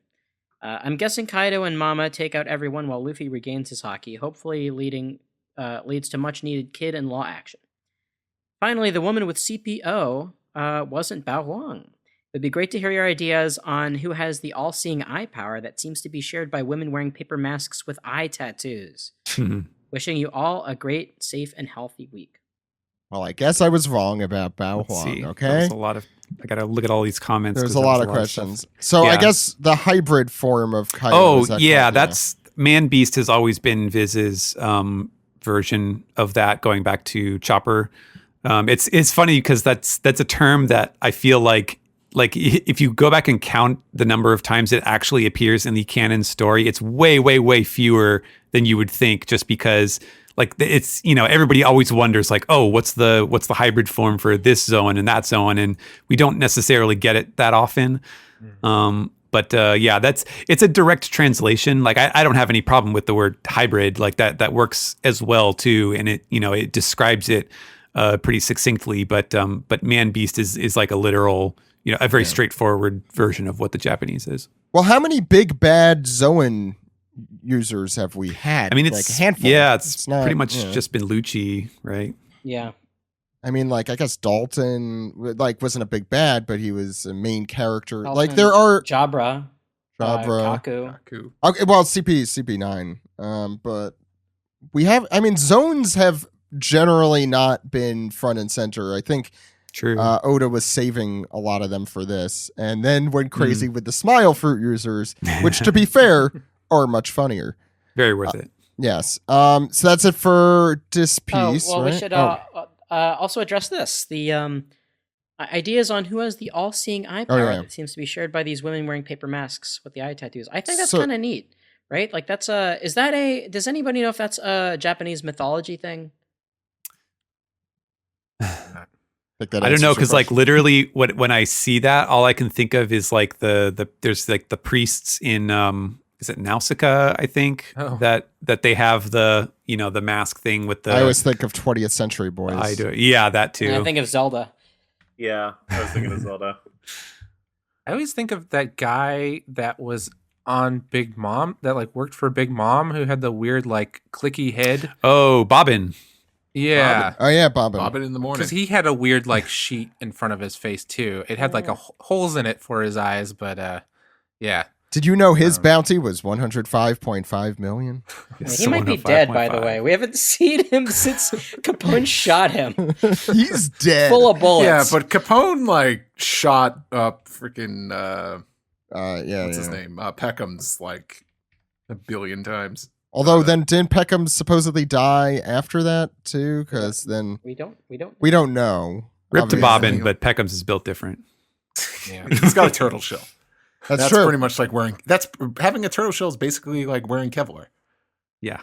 Yeah, that's what Ninja Turtles did, right? Kevlar. Yes. Shells. They practice. They practice their durability by shooting each other.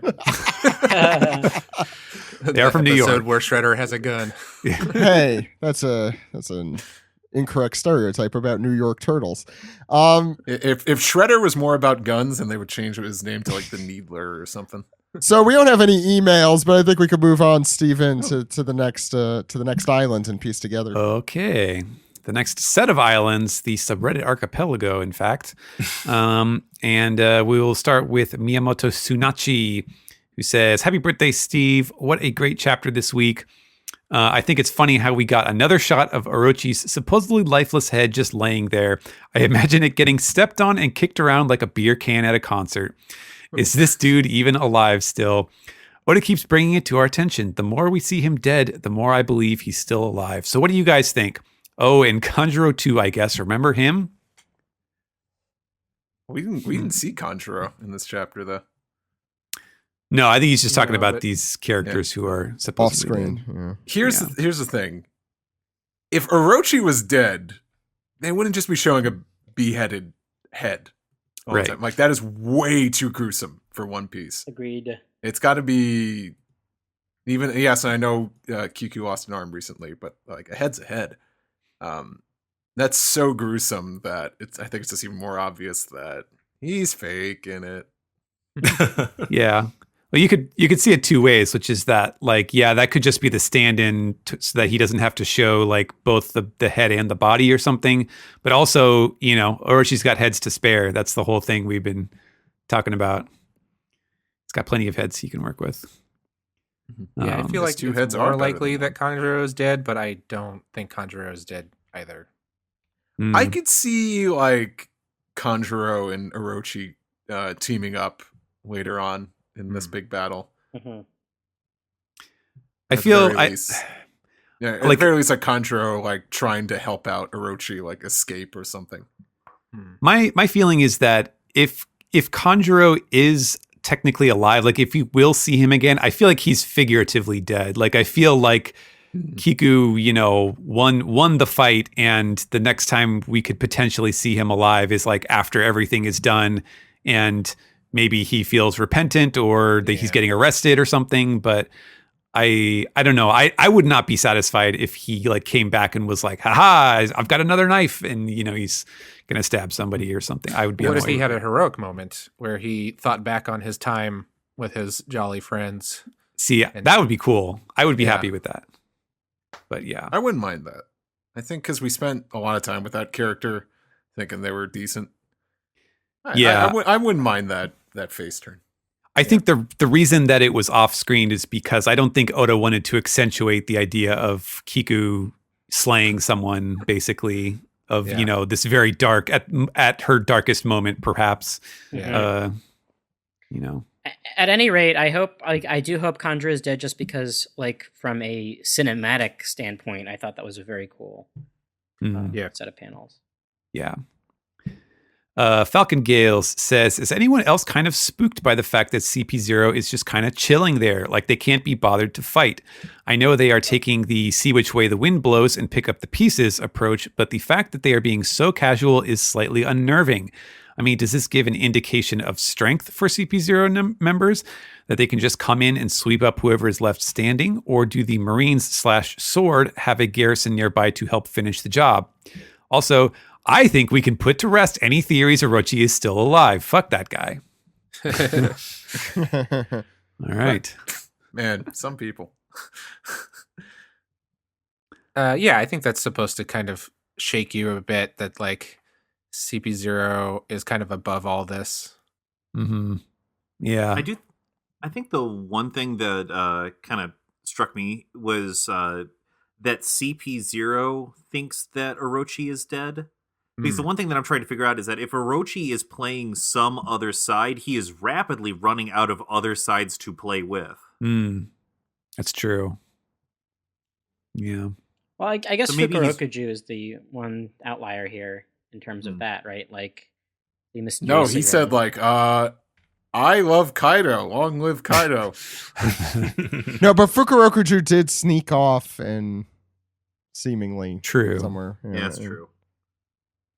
He's another guy I could possibly see playing multiple sides, just because he used to serve the Kozukis.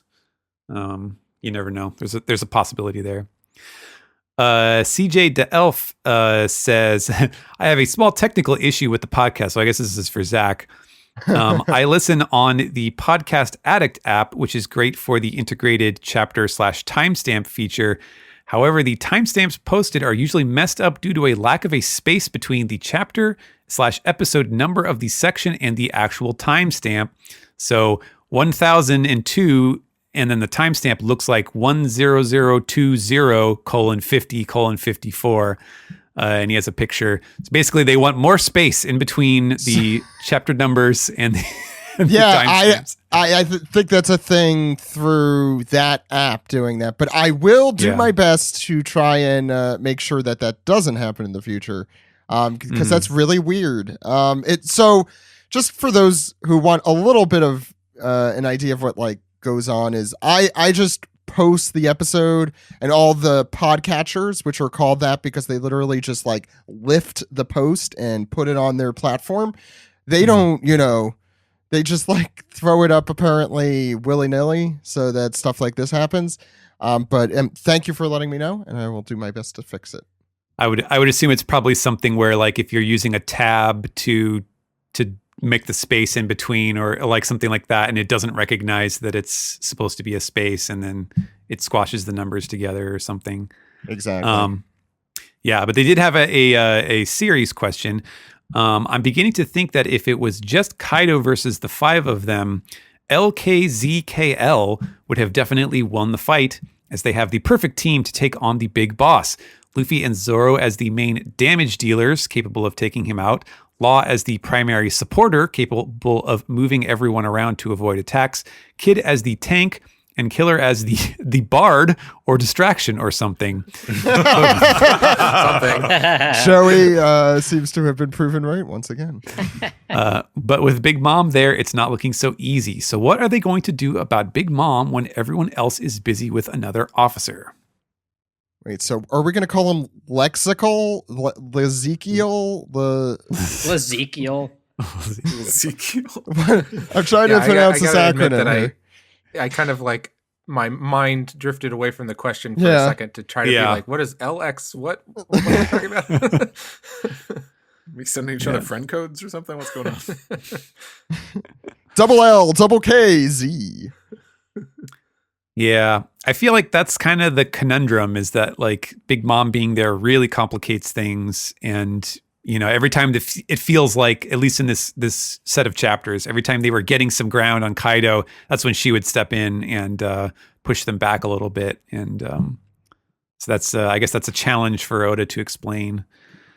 Emil Nordpol says, I always found it odd that Luffy was awake and listening when Kinemon told Oden's story. When he got to know Yamato and his claim to be Oden, he said something about Oden along the lines of being loved by everyone. Do you think Oden and his story means more to Luffy than any other cool guy's story? What is Oden to Luffy? Love your show. Reading One Piece is better with you guys. I mean, yeah, I'm inclined to agree. Like I've made that observation a couple times on the show, that this is the one story that Luffy's been deeply invested in out of all the flashbacks.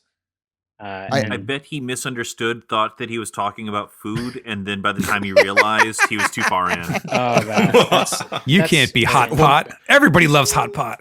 Well, that's like when people used to explain why they're still reading Naruto. It's like, well, I made it this far. I got to see it to the end. Yeah, it is exactly that. But I'm thinking, like, back at the very beginning of the story, Luffy would listen to, like, Shanks's stories, I assume, and he was interested in Yasop and Roger and that whole thing. And Oden is so not only in that mold, is that he was one of Roger's crew or crew adjacent.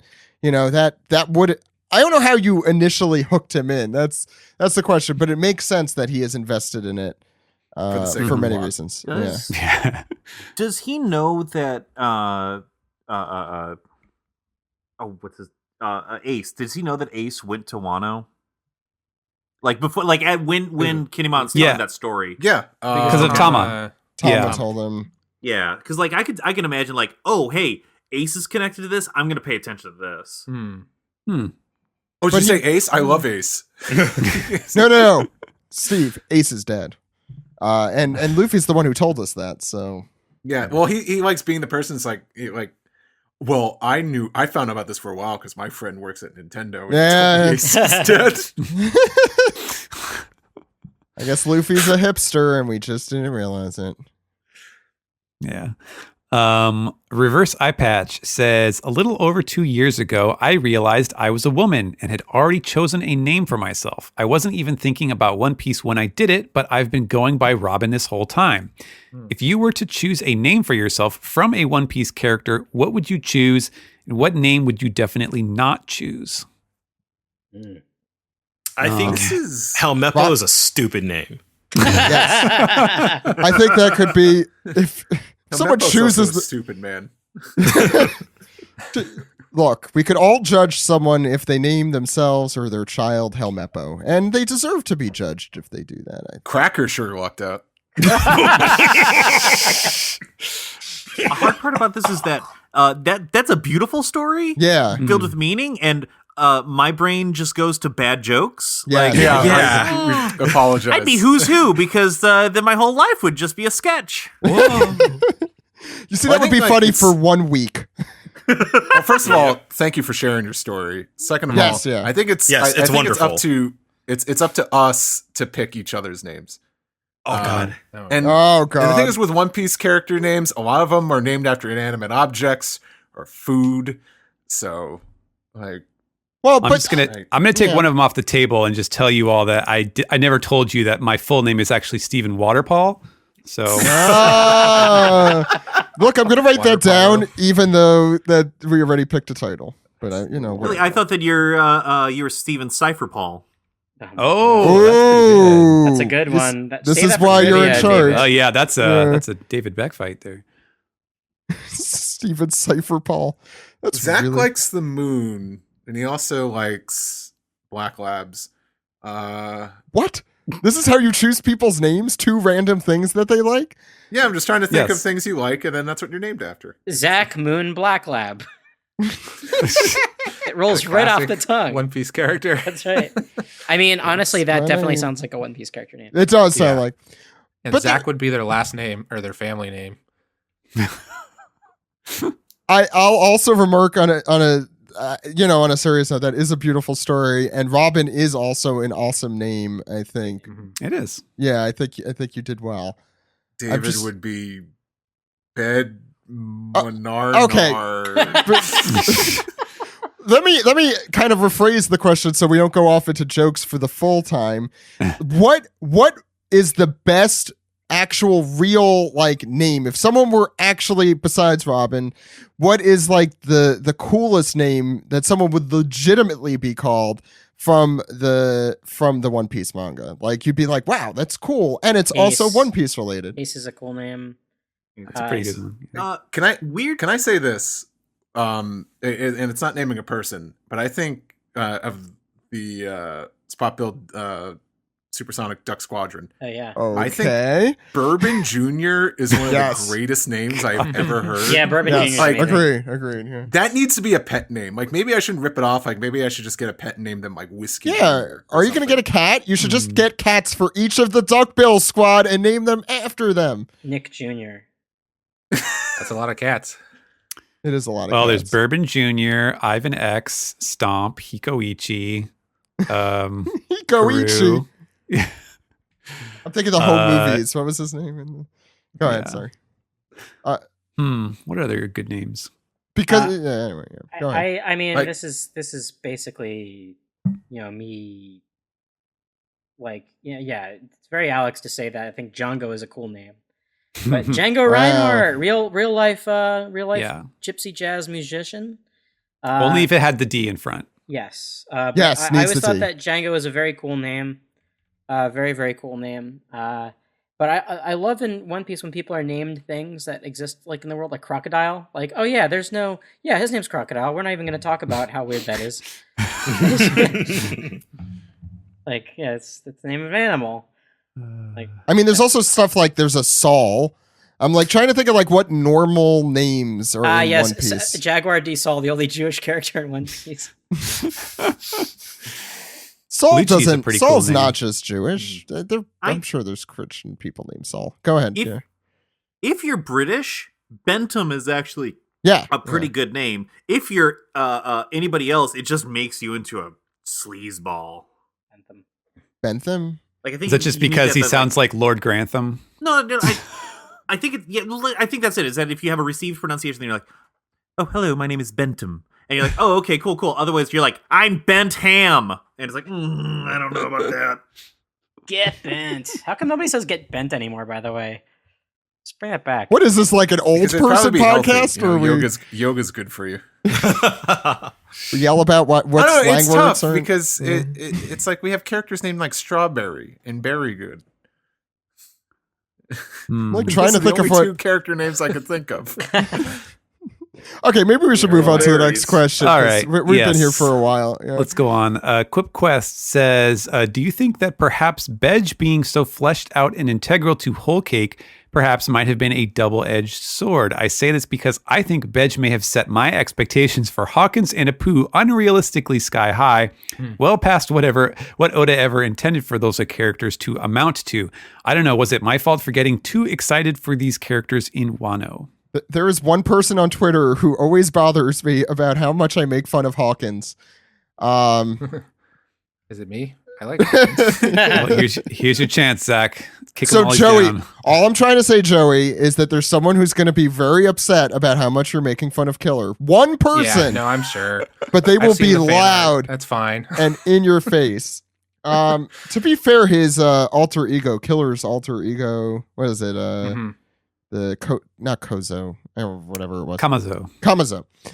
Is very cool. Although did get destroyed pretty quick. He's kind of cool.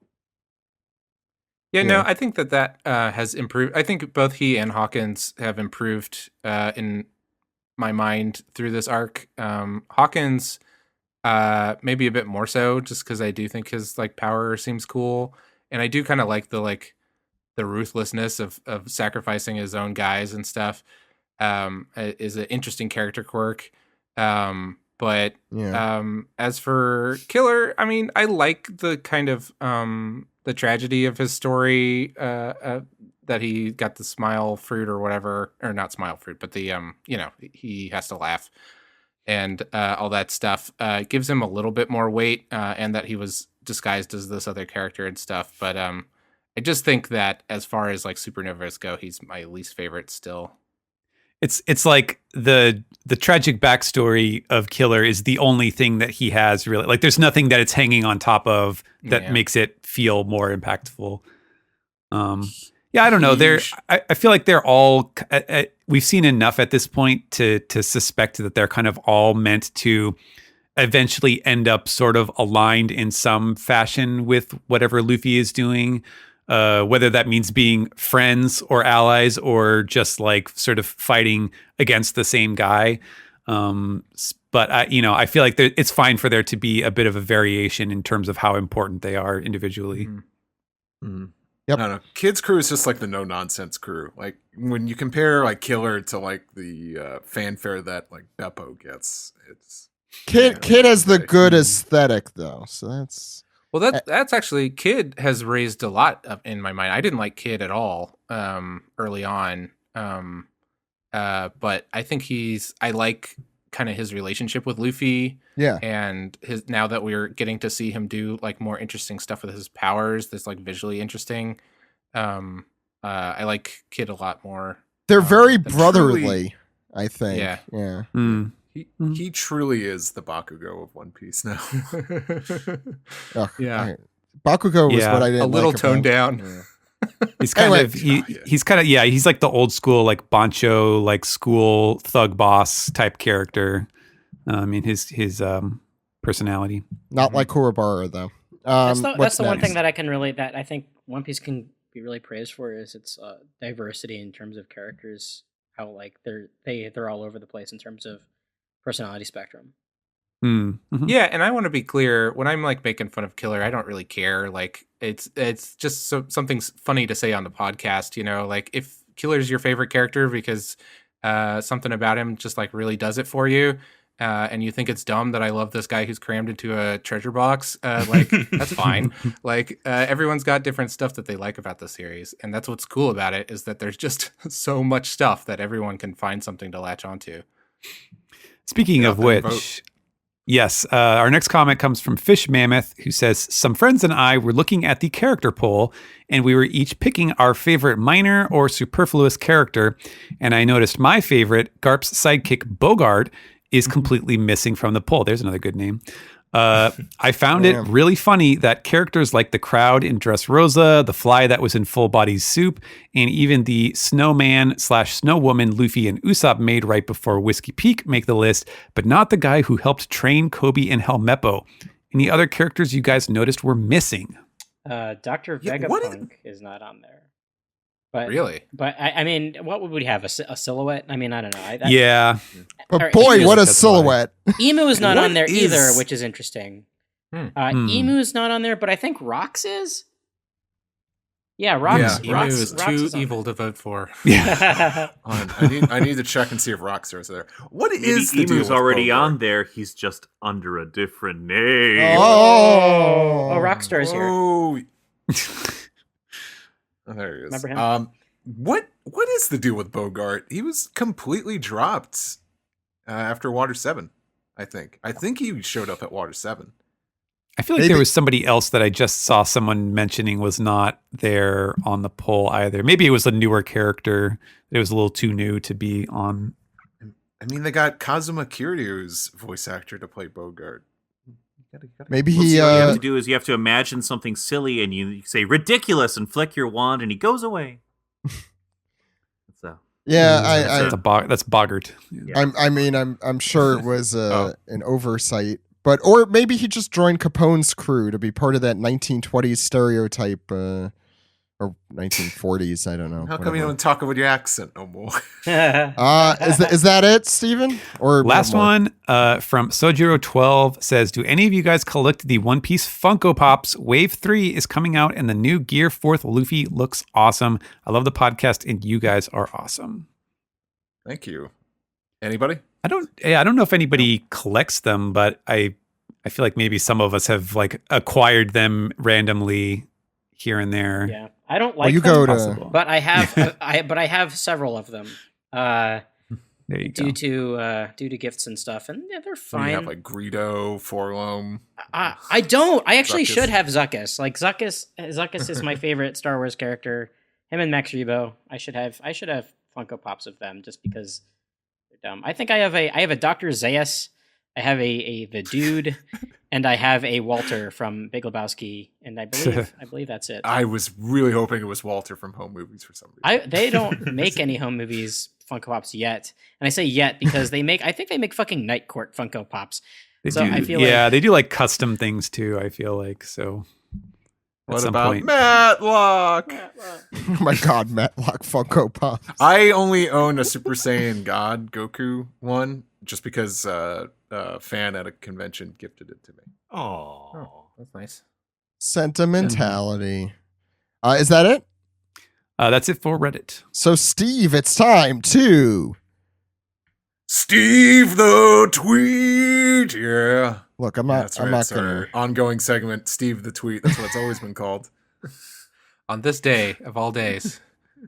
On this, the day of my Birth. the The day of your birth. Anyway, The Steve. anniversary of that podcast episode. Yes, exactly. Our first one comes from Lime Lizard. It says, is Don Krieg a basic high school bully? He stole lunch from the Baratier and then wanted to steal Zeph's logbook, aka his homework. I guess he's also supposed to look like Biff Tannen. Okay, now hold up. Oh my Before God. anything else is said, Oh my God! does that make Geen George McFly?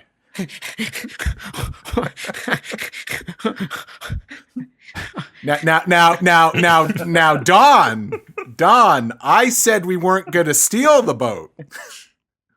We need a new boat. Wake up, Geen. Think, Geen Fly. Wake up, Geenfly. Wake up, butthead. Oh my God! And then he becomes Cuck Biff like at the end. Oh my God! I want to see Don Krieg in a terrible jumpsuit, track jacket, and pants. And he's polishing the floor of the Baratier. Oh, Hey, Luffy, I think it's your new book. I just finished the second coat, Mr. Zev. Oh my God! That'd be amazing if, like, man, that voice coming out of Don Krieg, I think would be pretty fitting. It would be so Not gonna good. lie. I'm rewatching. Yeah. I'm rewatching Freaks and Geeks right now because they just put it back on Hulu, and the guy who Yeah, plays he's the gym Biff teacher. is the gym right? teacher. Yeah. Yeah. Yeah, he's so good. Like he's so good in that role. Anyway, watch Freaks and Geeks. It's really good. Yeah. All right. Our next one comes from Skills at 91 Ryan. Looking forward to seeing Kaido's hybrid form. I will be disappointed if it isn't a Magikarp in place of Kaido's head. Also, I thought Luffy had overcome the weakness of Gear 4 of not being able to use hockey for 10 minutes. That's what I said. I kind of miss what the was it days like where in- he turns into a little kid. Yeah, that was a great. Let me at him. Let me at him. Yeah. Yeah. We have. I don't think we. I'm trying to think if on the podcast we ever had little Gear 3 Luffy like even got to talk about that. No. Maybe Also, you like gotta at the think, beginning. like, Luffy is going in on this Yeah. battle. Yeah. Mhm. Like, he's, like, you got, like, this chapter opens up with him continuously attacking Kaido. And that, I think that took a lot out of him, more so than fighting Cracker. I don't recall him, I'm not saying it didn't happen, but I can't, for the life of me, think of when he used Gear 4 after the tea party. But maybe he did. Who knows? What's next? Next one comes from at Mugiwara Drayden. Did anyone else lose it when Kaido ate Luffy? Ever just get so sick of your opponent you just chomp them? Yeah, Yeah, Luffy's missing part of his ear now. also, really hoping his hybrid form is at least a little stupid and fish-like Luffy's fishman drawing from East Blue with the horns. Oh yeah, I someone did Yeah. that. Yeah, and it was the greatest thing I've ever seen. I honestly, David, you posted or you retweeted that. I know, right? Yeah.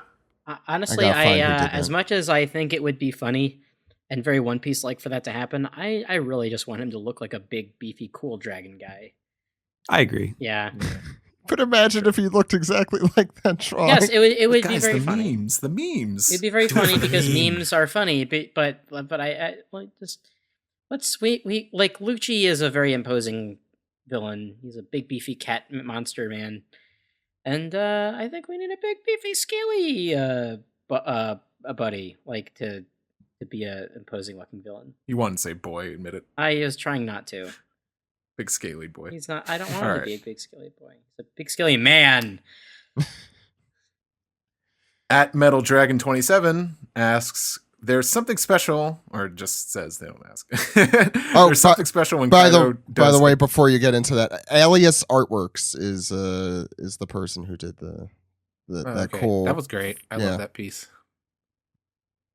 Go ahead. as I Sorry. was saying. Sorry. There's something special when Kaido does a Dragon Twister and Zoro returns with, "I'll do you one better." And it goes back and forth.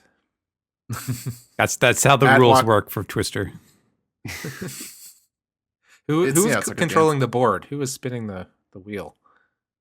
Big Mom? Killer has it on his wrist. Oh, okay. Oh, yeah. That's really funny. I like that. Waki Tsubasa says, "Do you think CP0 is aware of Diaz Drake's operation? Drake should have likely been aware of their presence in Wano, given his rank in the Toby Roppo and interactions in the Flower Capital, but it still seems ambiguous." First of all, I think Sword is completely like a naval operation. That was my Yes. opinion because he was sneaking around there, hoping that people didn't notice. Yeah. It seemed like It's not affiliated with the world government at all. It's probably Yeah. Also, because that would make Kobe a cop. Yeah.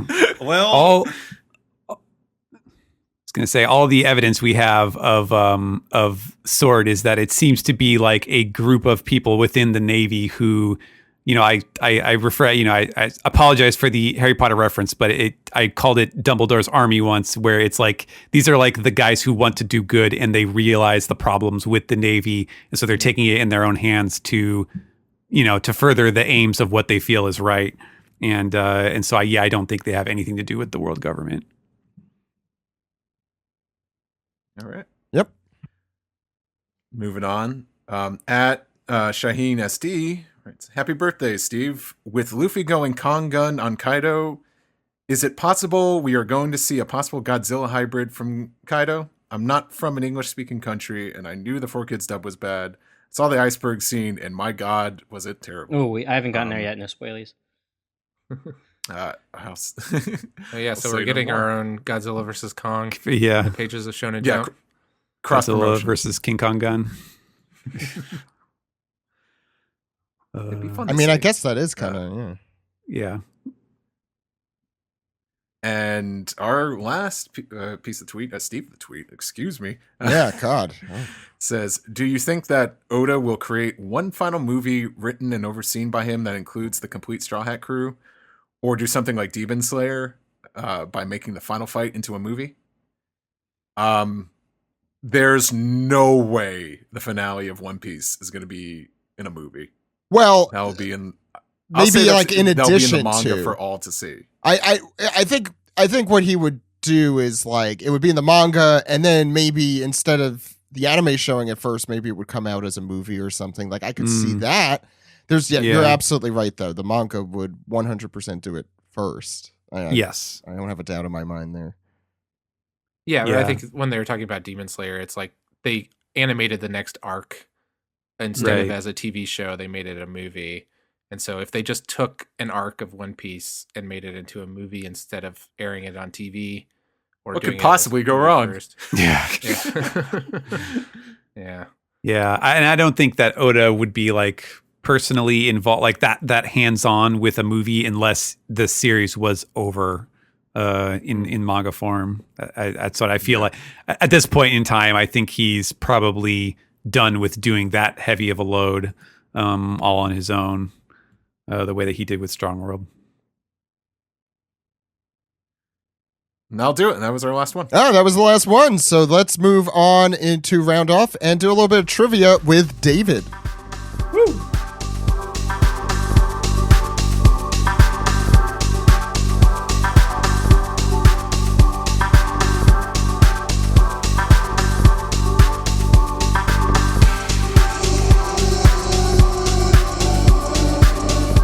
This has been episode 658 for the week of February 7th, 2021. Thank you all for coming on this show this week. It was a lot of fun. Before we round off, a few things. First, just in recording news, we have started recording our new season of Fight Together.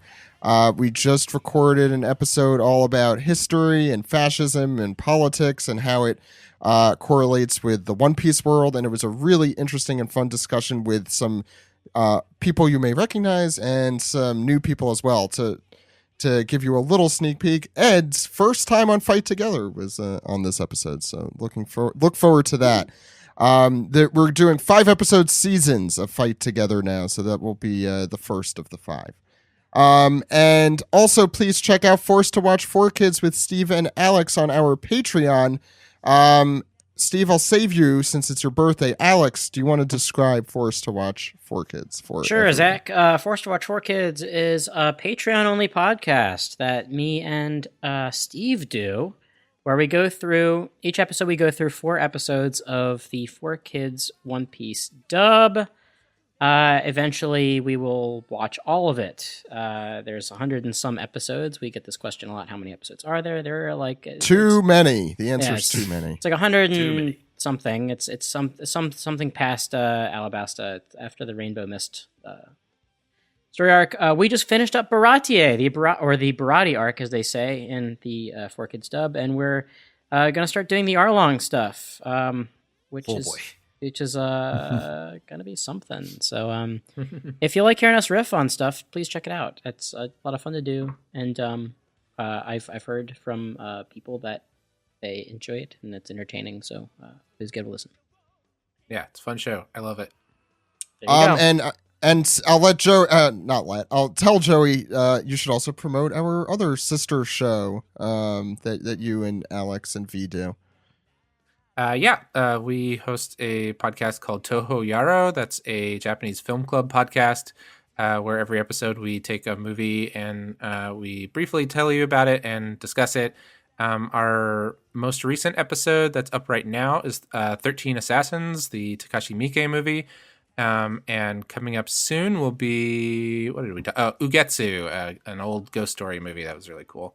Check those out and please follow Toho Yaro on Twitter as well. Should I do my other plugs? Yeah, go for it, Joey. Okay, cool. And you can follow me personally on Twitter at Joey Weiser or Joey Weiser Comics on Instagram. And yeah, I'm a cartoonist as well as a guy on podcasts. So please check out my comics work. You can take a look at my art online, but I do graphic novels called the Merman graphic novel series and Ghost Hog. And coming out this June is a brand new graphic novel, self-contained, even though it has some of the characters from Ghost Hog in it, called Dragon Racer, fantasy racing comic with animals and creatures and dragons and things racing carts against each other. It's very fun, and I think folks will like it. And even though June sounds like it's far away, now is the time to pre-order. Pre-orders make a huge difference. And I'd really, really appreciate it if you're interested to go ahead and contact your seller of choice. If you'd like a signed copy, you can order it online from Avid Bookshop, AVID, Avid, and I have links to that in my social media and stuff. So please look out for that. And again, check out Toho Yara if you get a chance. I see Dragon Cross promotion all over here. See how this is working. Brandon, where can people find you? You can find me on Twitter. My Twitter handle is @BrandonBovia, literally just my name. Tweet about manga and video games and stuff that's going on. That's really it. Did you tell him what to read? Oh, yeah. Well, first off, if you're not reading Kaiju number 8 right now, come on. It's only the hottest up and coming new series in Japan it's got some, very classic kaiju monster movie vibes, some sort of tokusatsu vibes. It's just awesome. It's one of my proudest works to letter. And I would greatly appreciate it if people read it. Yeah, I love it. It's great.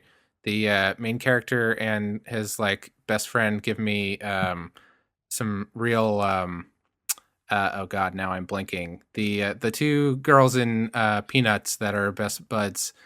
Peppermint Patty, yeah. Yeah, Peppermint Patty and and the other Marcy. one. No, God, I feel terrible.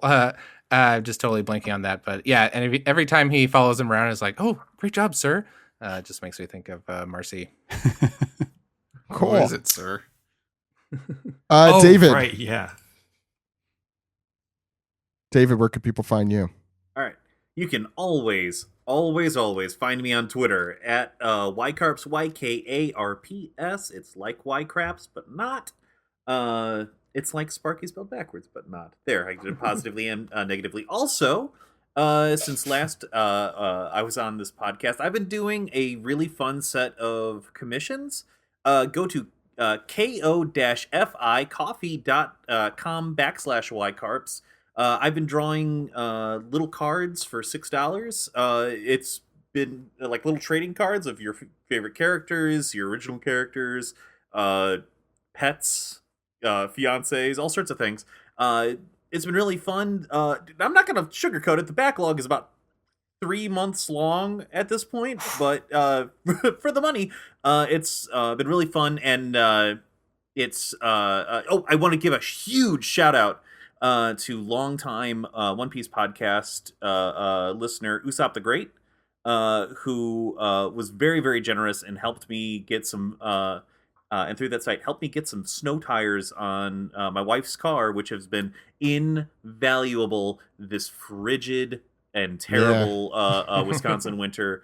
Thank you so much. You do not know how much security you gave my family. Thank you. Usopp the Great is a close friend of the show. It's really cool. Yeah, I think we had him on, right? We have, yeah. Mm-hmm. He's been a big supporter of ours as well. Go ahead. Sorry, David. No, that's about it. So check out the cards; they're really cool. I haven't had a whole lot of One Piece cards. I'm actually drawing Jinbei right now, and So David, they're fantastic. So yeah, really good. Very proud. I love your style as well too, David. I love all of. I'm sounding like I'm pandering. Zach loves all his children. I love all of my children equally. Thank you, Steven. Where can people find you? You can find me on Twitter at Translatosaurus. And I don't think there's anything much new in the way of news. So just keep reading One Piece. Stephen, I love the way you translate too. Thank you. Alex, where can people find you? Find me on Twitter at dude exclamation all one word. You can also watch me every Saturday for the next month on Super Art Fight Season 2's Eliminator Tournament. Twitch.tv/SuperArtFight. Every show on Saturday starts at 8. So please tune in and vote. Watch my bouts and vote. It's a lot of fun. And of course, listen to Toho Yaro. Joey has that covered. And Weeb Simpsons is another thing I do. Follow me on Twitter at Weeb Simpsons as well. Thank you. Steve Yurko, I think you were the last one to go. Where can people find you? You could find me at steveyurko.com and on social media like Twitter and Instagram. Steve Yurko is the handle.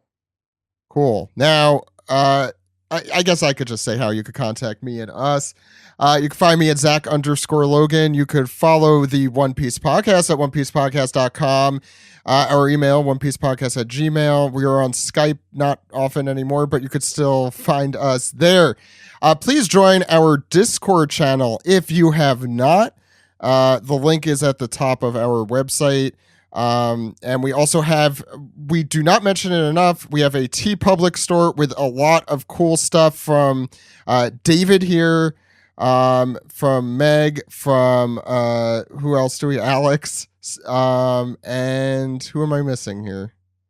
I think I'm missing some people that have helped us with that. But anyway, check all that out on our TeePublic store. We're also on Twitter, Tumblr, Facebook, all that stuff at One Piece Podcast. We're on Spotify, Apple Podcasts, and anywhere you find your podcast. Plus, you could call us at our phone number, 347-497-MAJI. Maji. Thank you, Alex. That phone number again, 347-497-6254. Call anytime. Anytime. With your questions, comments, theories, and your Black Rope Dragon Twizzlers. Not my favorite flavor, but it's still pretty good. David, I think it's time for some trivia.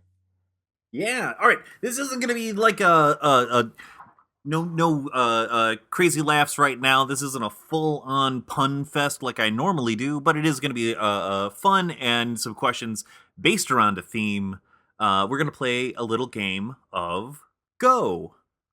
That is, all of the questions are going to relate to the word go or to the number 5, which is, of course, in Japanese, go.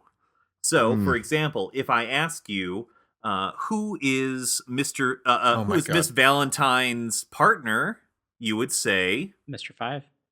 Mr. 5. Mr. 5. Right, exactly. Mr. Go. So I just realized now that the lyrics to "We Go" when they do the Wait, you just realized that? sunshine pun. Well, it's like, oh, that's cute. 4 comes after 3, and they put it in sunshine, and then go is 5, so it's like we 5. Wow. Well, welcome to the world of tomorrow, Steve. Welcome to the post-time 11 skip. years too late. Let me tell you about a little cartoon called Speed Racer. Got some 5 puns in there. Yeah, today. mock, go, go. Mock, Go, go. Go. Anyway, we were playing a game with David. All right. So I'm going to go in the order that you guys are on my screen. So that's Steve, Alex, Zach, Joey, Steven, and Brandon. Okay. So we'll start with you, birthday boy, Mr. Steve Yurko.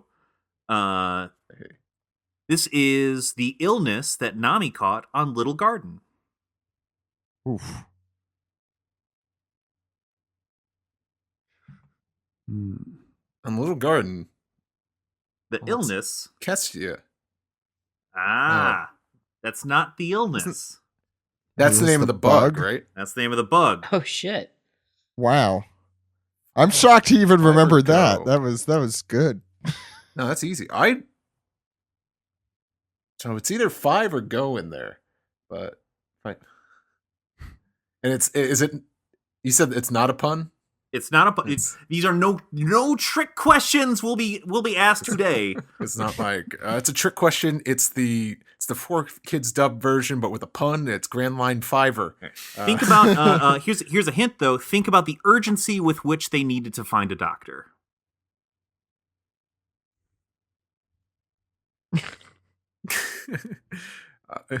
We gotta go. All right. I'm stumped on this one. You got me. All right. No jump balls today because each question will come with a bonus question. It is the 5-day disease. Oh, That's going to be my guess. Not know that. Mm. But my bonus question was going to be, what is the insect that carries the 5-day disease? So, Steve, you get a 1 point for knowing Hestia. Congratulations. Yeah. Nice. All right. Alex. Yeah. I really, really, really need this weapon-bodied assassin. That's Baby 5. That is Baby 5. When Baby 5 is first introduced in the comic, how many men have previously been her fiance? Ooh, what a good question. Go. Yeah, is it? I want to say 5 just because of the game, but since this is a bonus question, I'm going to say 7. Oh, very close. It is 8. Oh. She is just I believe she is just like engaged that one really gross guy with a flower. Yes. Yep. And she's getting yelled at. All right. Zach. Oh, I don't like being on this side of the questions. No, I don't go. Let's see now. What is the name of Mr. Five's devil fruit?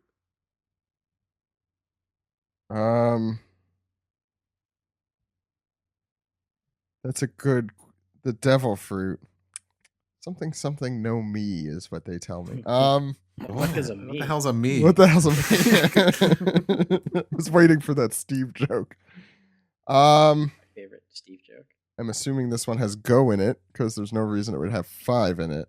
Oh God, It's Zach, Mr. do you remember Five. Mr. Five? It's Mr. 5. Yeah, no. The Go Man?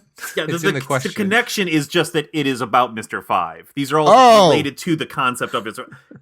Oh! I thought Yeah. I thought the answer had to have 5 or go in it, and not the. Okay, I get it. Okay, sorry, I was overthinking it. No. This is okay. That's okay.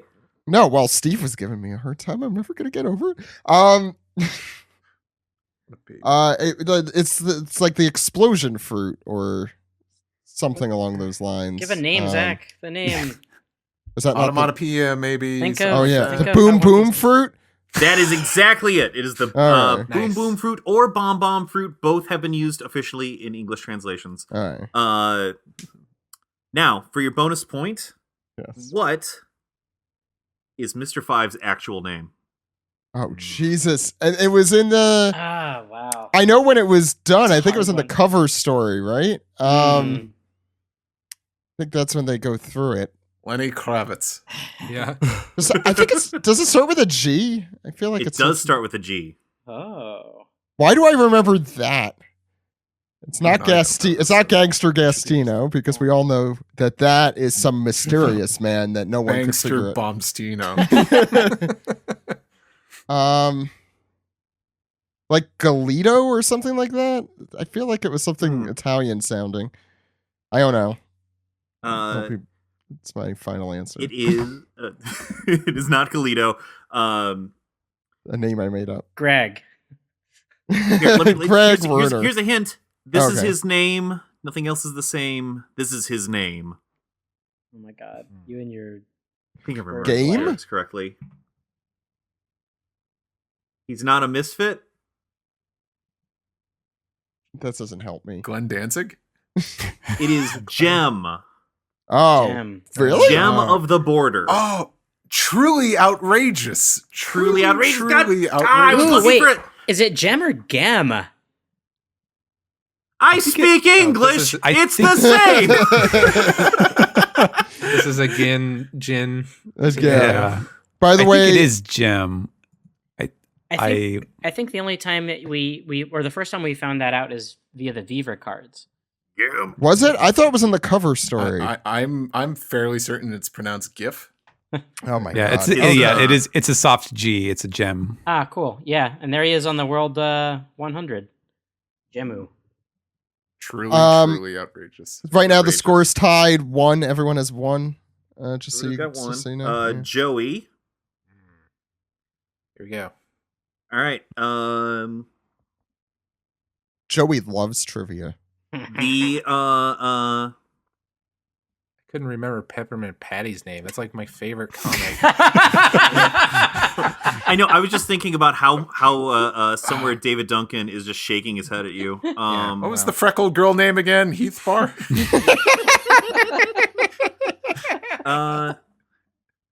Name these permanent residents of the city of Marie-Joie. Permanent residents are In Japanese. they're the Celestial Dragons, right? Think about we're playing Go. I know. I'm trying to think. 5. Oh, the 5 Elder Stars, right? There you go. Ah. All right. So that's one. I thought he was going for Gorosei, but yeah, that makes sense. I'm fine. I mean, Go Rosei means 5 Elder This Stars. means 5, and it's the Go. That's go. fine. Yeah, that's perfect. Where in Marie-Joie? Mary-Joyzy? Oh, I love that. Very old Joyzy. Do they? I love it. Do they We're live? gonna go to Perth Oh, God, Amboy, I don't know. everybody. Like the Upper Tower. Something like Garden that. State Plaza. According to my research, Kip. this is something that I would never know in a million years, but they base out of the Room of Authority. Ah. That sounds like They're someone who's roommates. Oh, do they all live in that like crummy apartment in DC? Like, yeah, it's like the intentionally senators, bad. yeah. Oh yeah. I'd like to think that they all have like a giant 5-story bunk bed. Really, They get really into this fights fight and bit. split the room into fifths. I love that they're. It's just like they're so Who walks insecure. in? Hey, idiots! I live here too. You know. Emo's their so in- landlord. They're so insecure. It's like this is gonna be the room of authority. Yeah, that's what we Yeah, have. the man cave. The man cave. Yeah, All right. we're so cool. Steven. Mm-hmm. Oh, perfect. Steven, this character's club was cut in half by Zorro. Their club was cut in half by Zorro. Man. Recently. Yeah. Let's see. 5 or go. Man. No, it doesn't. Come on. Think Steve. about your numbers. Oh, that's right. Oh, No, I can't remember what. Goki? That's Goki! right. Yes. There we go. All That's a right. good Ugh. What happened to the numbers? Where did they go? They're in that big clump of people yeah. I'm fighting. sure we're gonna see more of them. Yeah.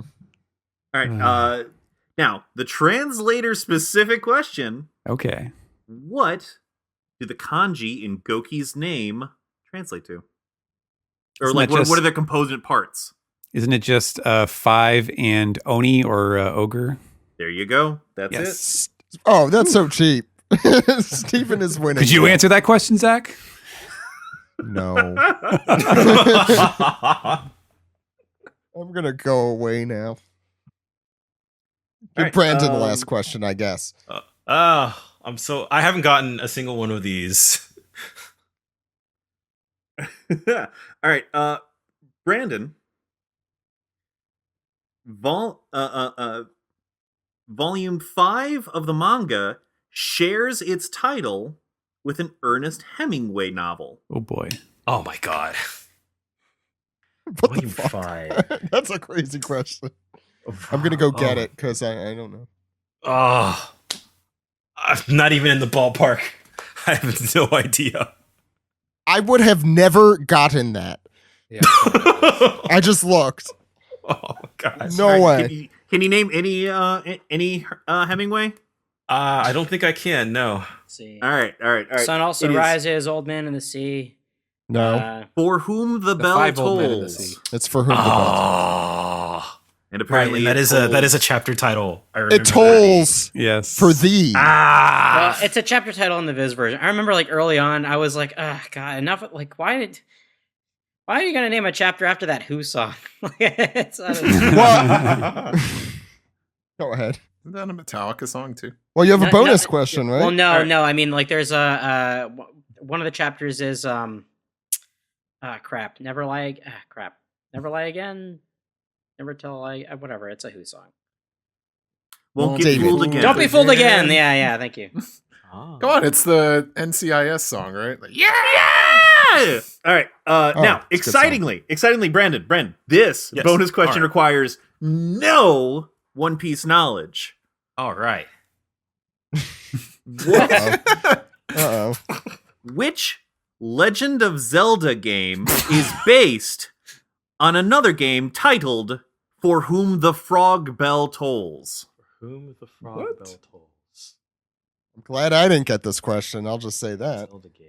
Whom the frog bell tolls. I didn't even understand the question. I don't really Oh. understand the question either, but I'm trying to think contextually.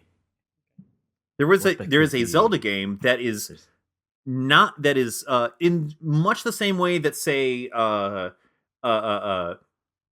Super Mario Brothers 2 is based off of Doki Doki Panic. Yeah. This game is a sort of reskin using the engine of a prior game with the improbable title of For Whom the Frog Bell Tolls. Oh, no shit. Oh, ooh, that's.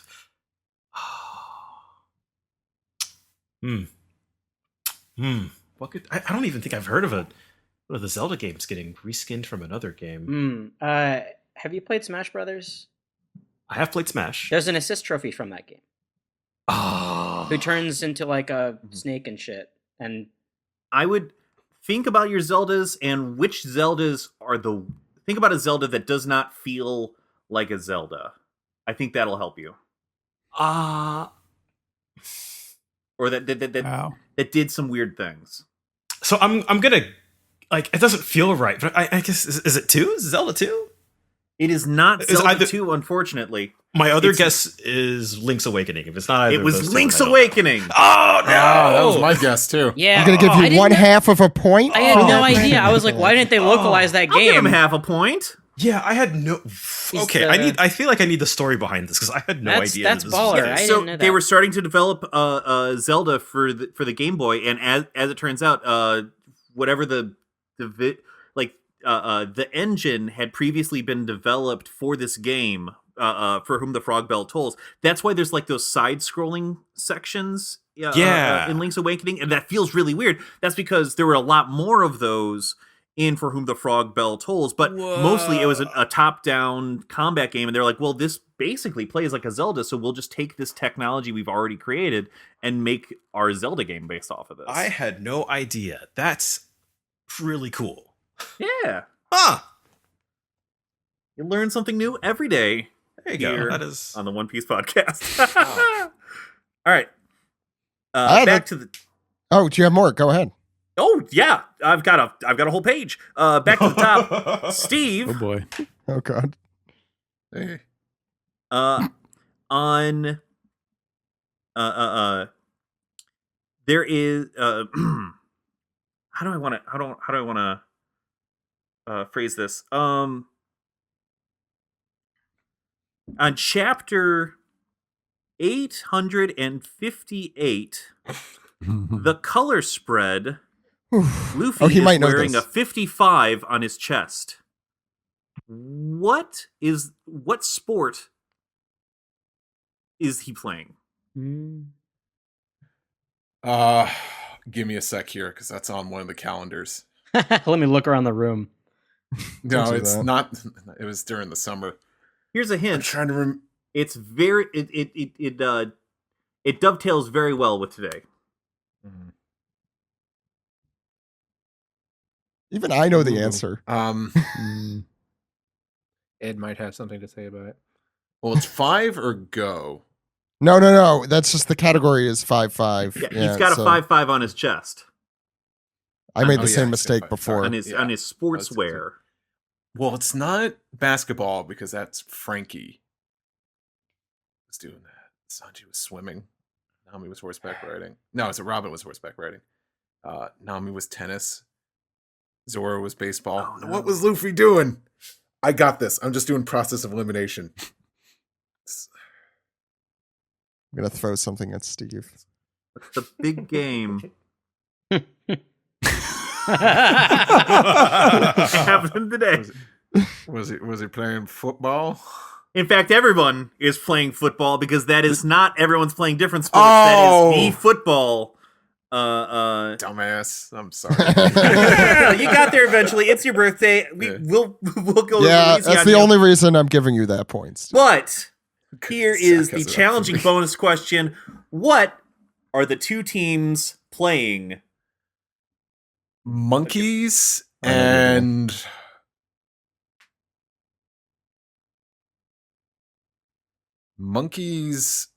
I don't know if it's Yeah. either bulls. Oh no, or buffalo or bison. I think it's bison. It is bisons, monkeys, and bisons. You absolutely got that. Steve takes the lead. Nice. Very good. Alex. Yes. Oh wait, actually, jump ball for anybody. What? Can you before we get to you, just Oh, jump okay. ball anybody. Can you on that color spread? Can you tell me what the insane English phrase is? Oh. Oh Jesus! I bet it's Beatles Got me lyrics. there. Oh, I'm gonna give you 3, 2. I bet it's 1. don't football when there's birds in the sky. You can't Honestly, win if you don't lose or something like that. Yeah, it is. You actually, yeah, you lost because you didn't win. Oh, yeah. What did I say? Am I giving? You Yeah, can't. Steven gets like half a point. That is close. All right, I'm gonna give Right. Steven half a point. What did I? there. What did I say? If you can't football if there's birds in He the sky. said, It sounds like something he'd write. "Look, it's a little football in the sky." No diamonds though. Baseball. All right, Alex. Okay, what's up? All right. What is the name of the organization that controls the underworld in the West Blue? Hmm. The name of the organization that controls the underworld in the West Blue? Yep. Okay.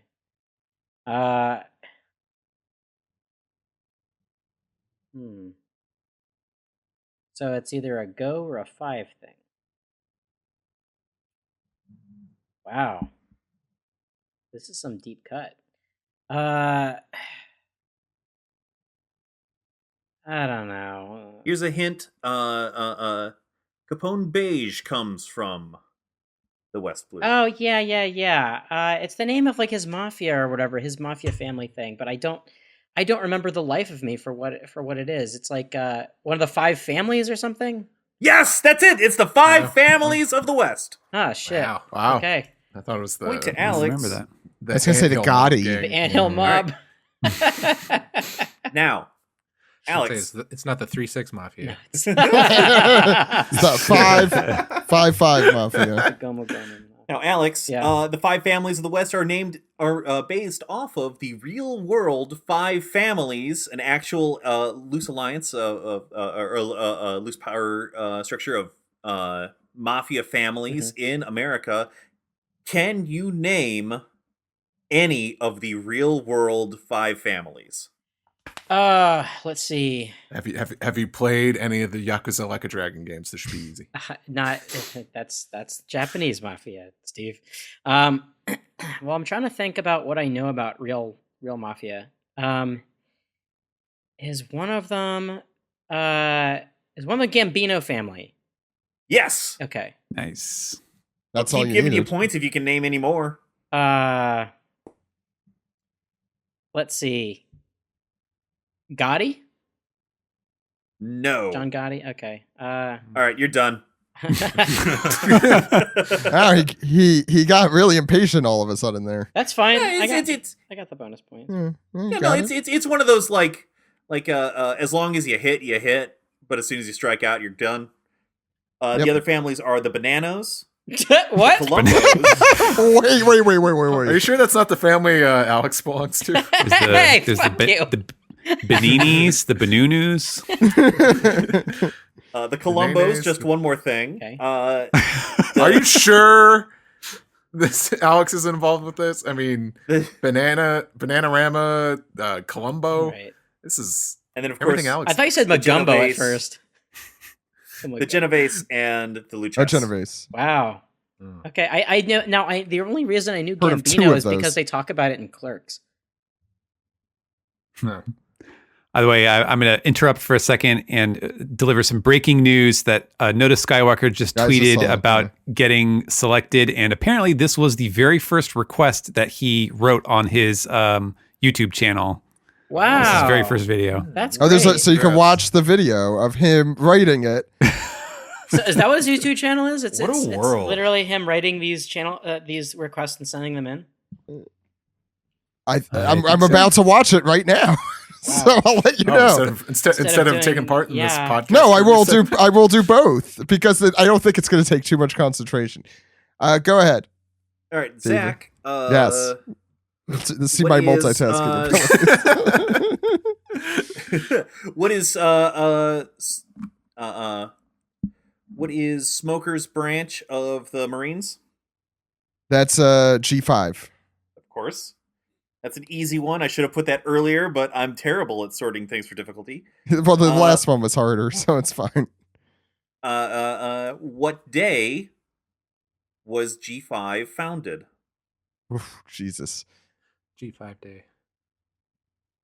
Wait. So Happy Mother's Blaze. what Whoa. day? The day. Wasn't it founded right after the War of the Best, or whatever you want to call it, Paramount War? Because they don't have like days like I know One Piece doesn't use like dates like are usually used. So I'm correct that it's not a date, right? It's a birthday. It's an honest to God month day. Oh, really? Yeah. I'll tell you Um, what, it is thematically appropriate for this game. May 5th? Exactamundo, just like Wow. Luffy and yours truly, G5 was born May 5th.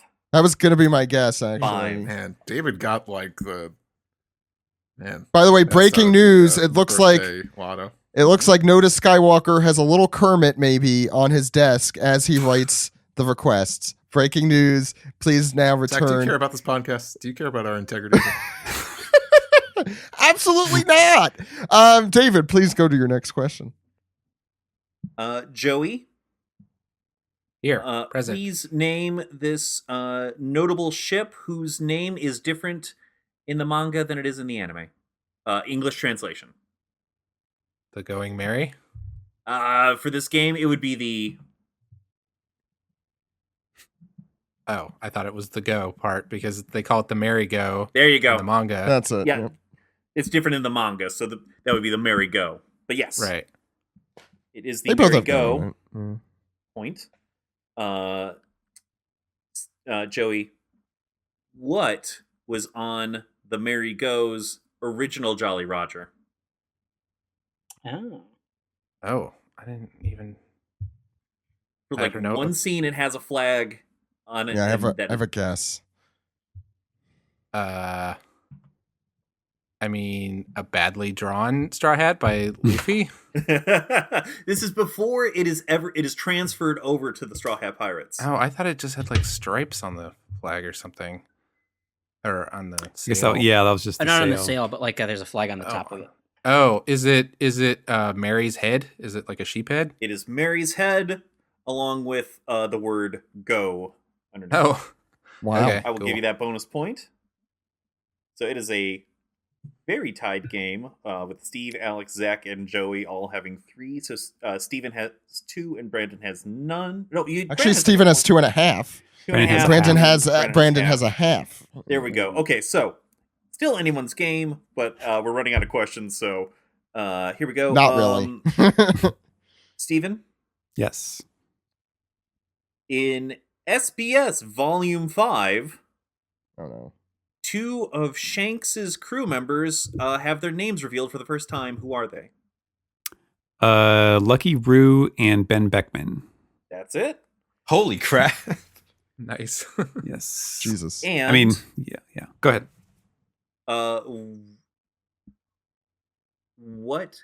Additionally, what important fact about Zorro is revealed In that SBS. in that SBS? Oh my god. I can't tell if that's a serious question or if there's a hint of a smile there. Let me change how I'm phrasing this, because that's way too vague. How Oda reveals how Zorro talks while he has a sword in his mouth. How does Zorro talk with a sword in his mouth? He speaks with his heart, I believe is how he says It is his it. heart speaking. Yes. Nice. Wow. 4.5 now for Steven. Okay. Brandon, with these 2 questions, you really have to I'm going to knock it out of the park. Somehow got to get 4 points. They're worth 2 points each. All right. All right. Brandon, in the anime, episode 5, which notable antagonist makes his first appearance? Is it Buggy? It is Buggy the Clown. Let's go. Nice. For your bonus point, the second half of that anime episode title is Pirate Clown Captain Buggy. What is the first part? Oh my god. Throwing this one out in the dark. Is it the name of his devil fruit? Is the chop fruit? Something like that? Absolutely not. That would make more sense. Oh, no. Oh It no. is. No. Fear Mysterious Power, Pirate Clown Captain Buggy. Sure. All right. All right. So- That was kind of close. That was a little bit of a That's pretty cheap close. question. I mean, it's not bad. All right, so I think we are. That's just that's about it. everything. I was gonna ask what about Kokoro no Chizu, but that's not really that great of a question. Opening 5. Tell you what, bonus We like points to opening five. anyone Ooh. who can guess my line of thinking here. Which group notably skips the number 5? Which numerically themed group in One Piece skips the number 5? Germa that's a double six? fascinating one. That is it. I don't even. Who's 6 in that? Isn't I guess Reiju's Where did they zero. go? Yeah. Rager 0. Yeah, they never get to 0, 6. 1, 2, 3, 4. It's Yeah. weird that they go 0, 1, 2, 3, 4 instead of 1, 2, 3, 4, 5. Because 6, Reiju's 1, 2, 3, better 4, than the 5. rest of them, obviously. All right. Okay, cool. Thank you, David. That was a lot of So- fun. Steven wins by half a Thanks, point. And 1.5. 1.5. I almost had him. Frogs here. I felt the breath down my neck. I'll send you the taiyaki in the mail. Probably not the best way to So send apparently, taiyaki. Tayaki's back on the table now. It's back on the menu. That's what the orc said. Tayaki's back on the menu, boys. I'm excited to get past Wano when I could offer a different type of reward for trivia and then never deliver on it. What was Whole Cake Island? It was Will it be donuts. Semla? It was donuts and Whole. Oh, maybe it'll be Semla. Yeah. I do owe you guys a lot of donuts from Whole Cake Island still. To be fair. Damn right you do. We'll go out after all this is done. We'll go out for a donut Zach. taiyaki party. Yes. For frosty chocolate milkshake. White milk cookie. Zach, just make sure that when you order that food, you make that order to go. And that's going to be the One Piece podcast for today. We'll see you next week. Special guest Abby Denton joins us, and then Mitchell Gonzalez returns the following week, provided there's a chapter of One Piece that week. So we'll see you then. My name is Zach. My name is Steve. My name is Alex. We'll see you next week, everyone. Goodbye. Bye-bye.